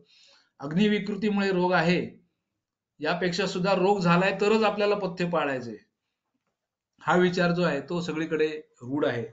परंतु जे सांगितलंय की मात्रावत आणि पथ्यकर असं अन्न रुग्ण घेतोय आणि तरी सुद्धा चिंता, शोक, भय आणि क्रोध किंवा शोक किंवा दुःखशय्या आणि प्रजाग्रही ही कारणं सांगितलेली आहेत की हे जर त्या ठिकाणी सातत्याने घडत असेल तर ते अन्न पथ्यकर असलं आणि मात्रेत असलं तरी सुद्धा त्या ठिकाणी अग्निविकृती किंवा अजीर्ण हे त्या ठिकाणी घडू शकतं. शांतेग्नो म्रियते युक्ते चिरंजीवन्त्यमा अनामया रोगिस्यात विकृते मूलम अग्निस्तस्मात् निरुच्यते की इतकं ह्याचं अग्नीचं जे महत्व आहे हे सर्वसामान्यांपर्यंत गेलं पाहिजे. आपलं आयुष्यमान, स्वास्थ्य, उत्साह, बल, ओज हे सर्व या अग्नीवर अवलंबून आहे आणि हा विचार जेव्हा जनसामान्यात रुजेल आणि त्यावेळेलाच खऱ्या अर्थाने आयुर्वेदोक्त उदरचिकित्सा ही सफल होईल असं मला वाटतं. या ठिकाणी मी थांबतो. माझे जे काही आजवरचे जे अनुभव आहेत तर ते मी आपल्या पुढे मांडलेले आहेत. अर्थातच हा विषय इतका मोठा आहे की हा असा थोड्या वेळात मांडणं हे फार अवघड काम आहे. प्रत्येक रुग्णाचा इतिहास आणि त्याच्या मागचा संप्राप्ती आणि त्याच्या मागचा विचार हा खूप विस्तृतपणे या ठिकाणी मांडणं अवघड होईल. परंतु हा मी काही थोडासा प्रयत्न केलेला आहे आणि तो आपण सगळ्यांनी ऐकून घेतला. पुन्हा एकदा मी परम आयुर्वेदचे वैद्य महेश भुजबळ आणि वैद्य सौ सारिका भुजबळ या दोघांना मला ही संधी उपलब्ध करून दिली तर त्यासाठी पुन्हा या दोघांचे मनपूर्वक धन्यवाद आणि इथे मी थांबतो. नमो नमः सर. कॅमेरा खूप सुंदर झाले व्याख्यान. तुम्ही हेतून पासून ते अगदी प्रज्ञापराधापर्यंत उदरासारखा व्याधी आणि इतकं अभ्यासपूर्ण आणि अनुभव संपन्न असं हे व्याख्यान होतं, जे ऐकणं आमच्यासाठी खरंच हा दुग्ध योग होता. मुद्दामच मी फक्त दुग्ध योग म्हणाले, कारण आज सगळं जे काही तुम्ही सांगितलेली आहे महती, की ओज आणि दुग्ध यांचे गुण किती मिळतात आणि केवळ दुधावरती आपण रुग्णाला कसं बरं करू शकतो आणि त्यासोबत लागणारे सर्व कल्प, रसौषधी असतील, तर्कातले काही संदर्भ असतील, चूर्ण असतील, काही घृतपान असतील आणि काही घरगुती उपाय जसं लोणी, मध, साखर, लाजा, क्षीरबस्ती वगैरे. एकंदरीतच संपूर्ण व्याख्यान हे पुन्हा पुन्हा ऐकावं, त्याच्या नोट्स काढाव्यात आणि रुग्ण तुम्ही म्हणालात तसं चिकित्सा करण्याची संधी मिळाली तर नक्कीच याचा वापर करावा आणि तुम्ही दिलेल्या मार्गदर्शनाचा लाभ घ्यावा. तर पुन्हा एकदा परमायुर्वेद तर्फे तुम्ही तुमचा अमूल्य वेळ आणि इतकं सुंदर मार्गदर्शन केलं त्याबद्दल धन्यवाद.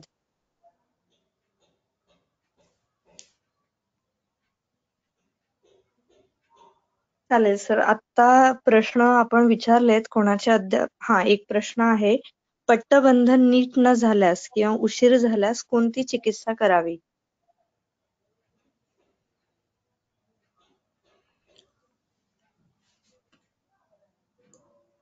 पट्टबंधन जर नीट बांधला गेला नसेल तर मी मगाशी सांगितलं तसं ते काय होतं, काही वेळेला कापडी पट्ट असतात आणि ते चालताना किंवा झोपेत वळताना वगैरे ते असे आक्रसले जातात आणि जवळ येतात आणि पूर्ण उदर हे त्यामध्ये आवळणं हे जे अपेक्षित असतं ते त्या ठिकाणी होत नाही. आणि मग जर आपल्याला इच्छित हे आहे की ते पोट आवळलं पाहिजे, त्याच्यामध्ये वात शिरला नाही पाहिजे किंवा आता मगाशी सांगितलं तसं अम्बिलिकल हर्नियासारखे हे आहेत की तिथं आधार पाहिजे आतल्या अवयवांना शैथिल्य आल्यामुळे, तर ते होत नसेल त्याला नंतर चिकित्सा म्हणजे मग ज्या वेळेला हे सगळे दोष जातात त्याच्यानंतर मग तुम्ही नारायण तेलासारखं द्रव्य आहे किंवा नुसतं शतावरी सिद्ध तैल आहे तर बृहण अशा आवाज येत नाहीये का?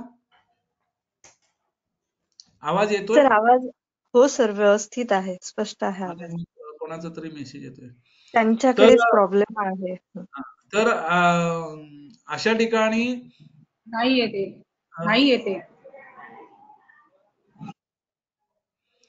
तर अशा वेळेला मग ह्या तेलांचं नंतर मग उदरावर आपण मर्दन करून शैथिल्य जे आलेलं असेल तर ते आपण दूर करू शकतो. अन्यथा बाकी त्याच्यासाठी म्हणून चिकित्सा इतर काही करू शकत नाही. उशीर झाला तर ज्या वेळेला लक्षात येईल त्यावेळेला ते करणं अपेक्षित आहे. धन्यवाद सर. अजून एक प्रश्न आहे. वरांगक्षार मात्रा आणि frequency of dose and for how many days it can be given? वरांगक क्षारामध्ये जर आपण त्याची द्रव्य बघितली तर तो एकतर क्षार स्वरूपातला आहे. एकच मिनिट.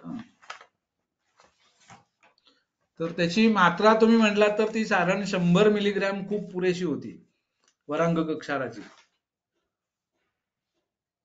आणि त्याचं अनुपान जे आहे ते उदरामध्ये प्राधान्याने आपण घृत दिलं तर क्षाराची तीक्ष्णता थोडीशी कमी होते. अर्थात रुग्ण कसा आहे, जर उदर संचिती भरपूर असेल तर तुम्ही मधातून सुद्धा किंवा आल्याच्या रसातून सुद्धा देऊ शकता.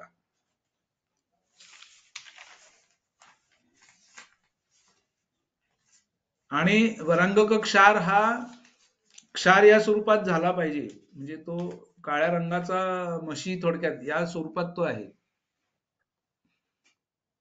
तर तो करण्याची पद्धत सुद्धा फार महत्वाची आहे.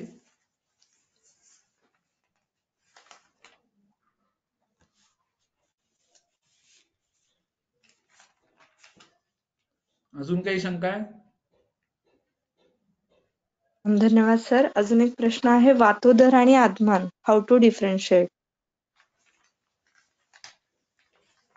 नाही, आता कसं आहे, एक तर उदराची इतिहास आपल्याला कळतो. जर वातोदर असेल तर पूर्व लक्षणं आहेत, याची लक्षणं आहेत. आणि मगाशी मी म्हटलं तसं की केवळ सुरुवातीच्या अवस्थेमध्ये, अगदी सुरुवातीला कुठलेही लक्षण नाही आणि रुग्ण आपल्याकडे येतो तर तो वातोदर घेऊन वातोदराची टिपिकल लक्षणं घेऊन आपल्याकडे येत नाही. मग त्यावेळेला अजीर्ण असेल किंवा इतर बाकी अग्निमांद्य असेल आणि मग हे असेल तर ते आध्मान या स्वरूपात जातं. उदराचा इतिहास आहे त्या ठिकाणी आणि मग त्याच्यानंतर मी म्हटलं तसं की मग चिकित्सा झाली, मध्ये काही काळ गेलाय आणि मग आध्मान या स्वरूपात किंवा उदरवृद्धी या स्वरूपात आला तर मग त्या ठिकाणी आपण उदराचा विचार हा त्या ठिकाणी करायला लागतो. बाकी मग उदराची जी लक्षणं आहेत म्हणजे तीव्र आध्मानामध्ये तीव्र अग्निमांद्य नसतं सगळ्यात महत्वाचं म्हणजे. आणि ह्याच्यामध्ये काय म्हणायचं बाकी जो राजी उत्पन्न किंवा शिरा उत्पत्ती ही त्या ठिकाणी याच्यामध्ये आपल्याला दिसून येत नाही नुसतं आध्मान असेल तर. आणि पुन्हा जसं म्हटलं की गुडलिंगम व्याधी अनुपशयाभ्याम तसं तुम्ही चिकित्सा केल्यानंतर तो साध्या चिकित्सेनं आपल्याला जर त्याचा उपशय मिळत असेल तर त्याच्यावरनं आपण पुन्हा आध्मान आहे का उदर आहे हे आपण त्यामध्ये डिफरन्शिएट करू शकतो. धन्यवाद सर.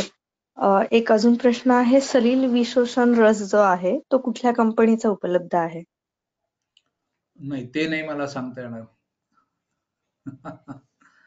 तो वैशज्य रत्नावलीच्या शीर्षंभू रोगाधिकारात आलेला आहे आणि अतिशय चांगला कल्प आहे तो.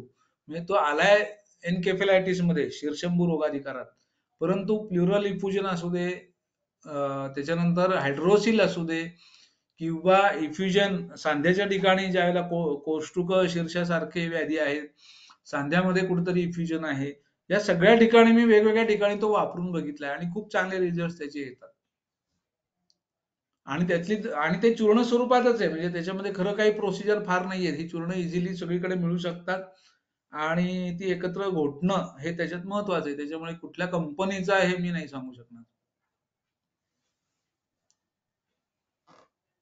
अच्छा, धन्यवाद सर. तर आता आपल्यापर्यंत आलेले प्रश्न संपलेले आहेत. पुन्हा एकदा तुमचे खूप खूप धन्यवाद आणि आजचं व्याख्यान आपण इथे थांबूयात. पुनर्मिलामः. धन्यवादाः. नमो नमः. धन्यवाद. लिहू म्हणून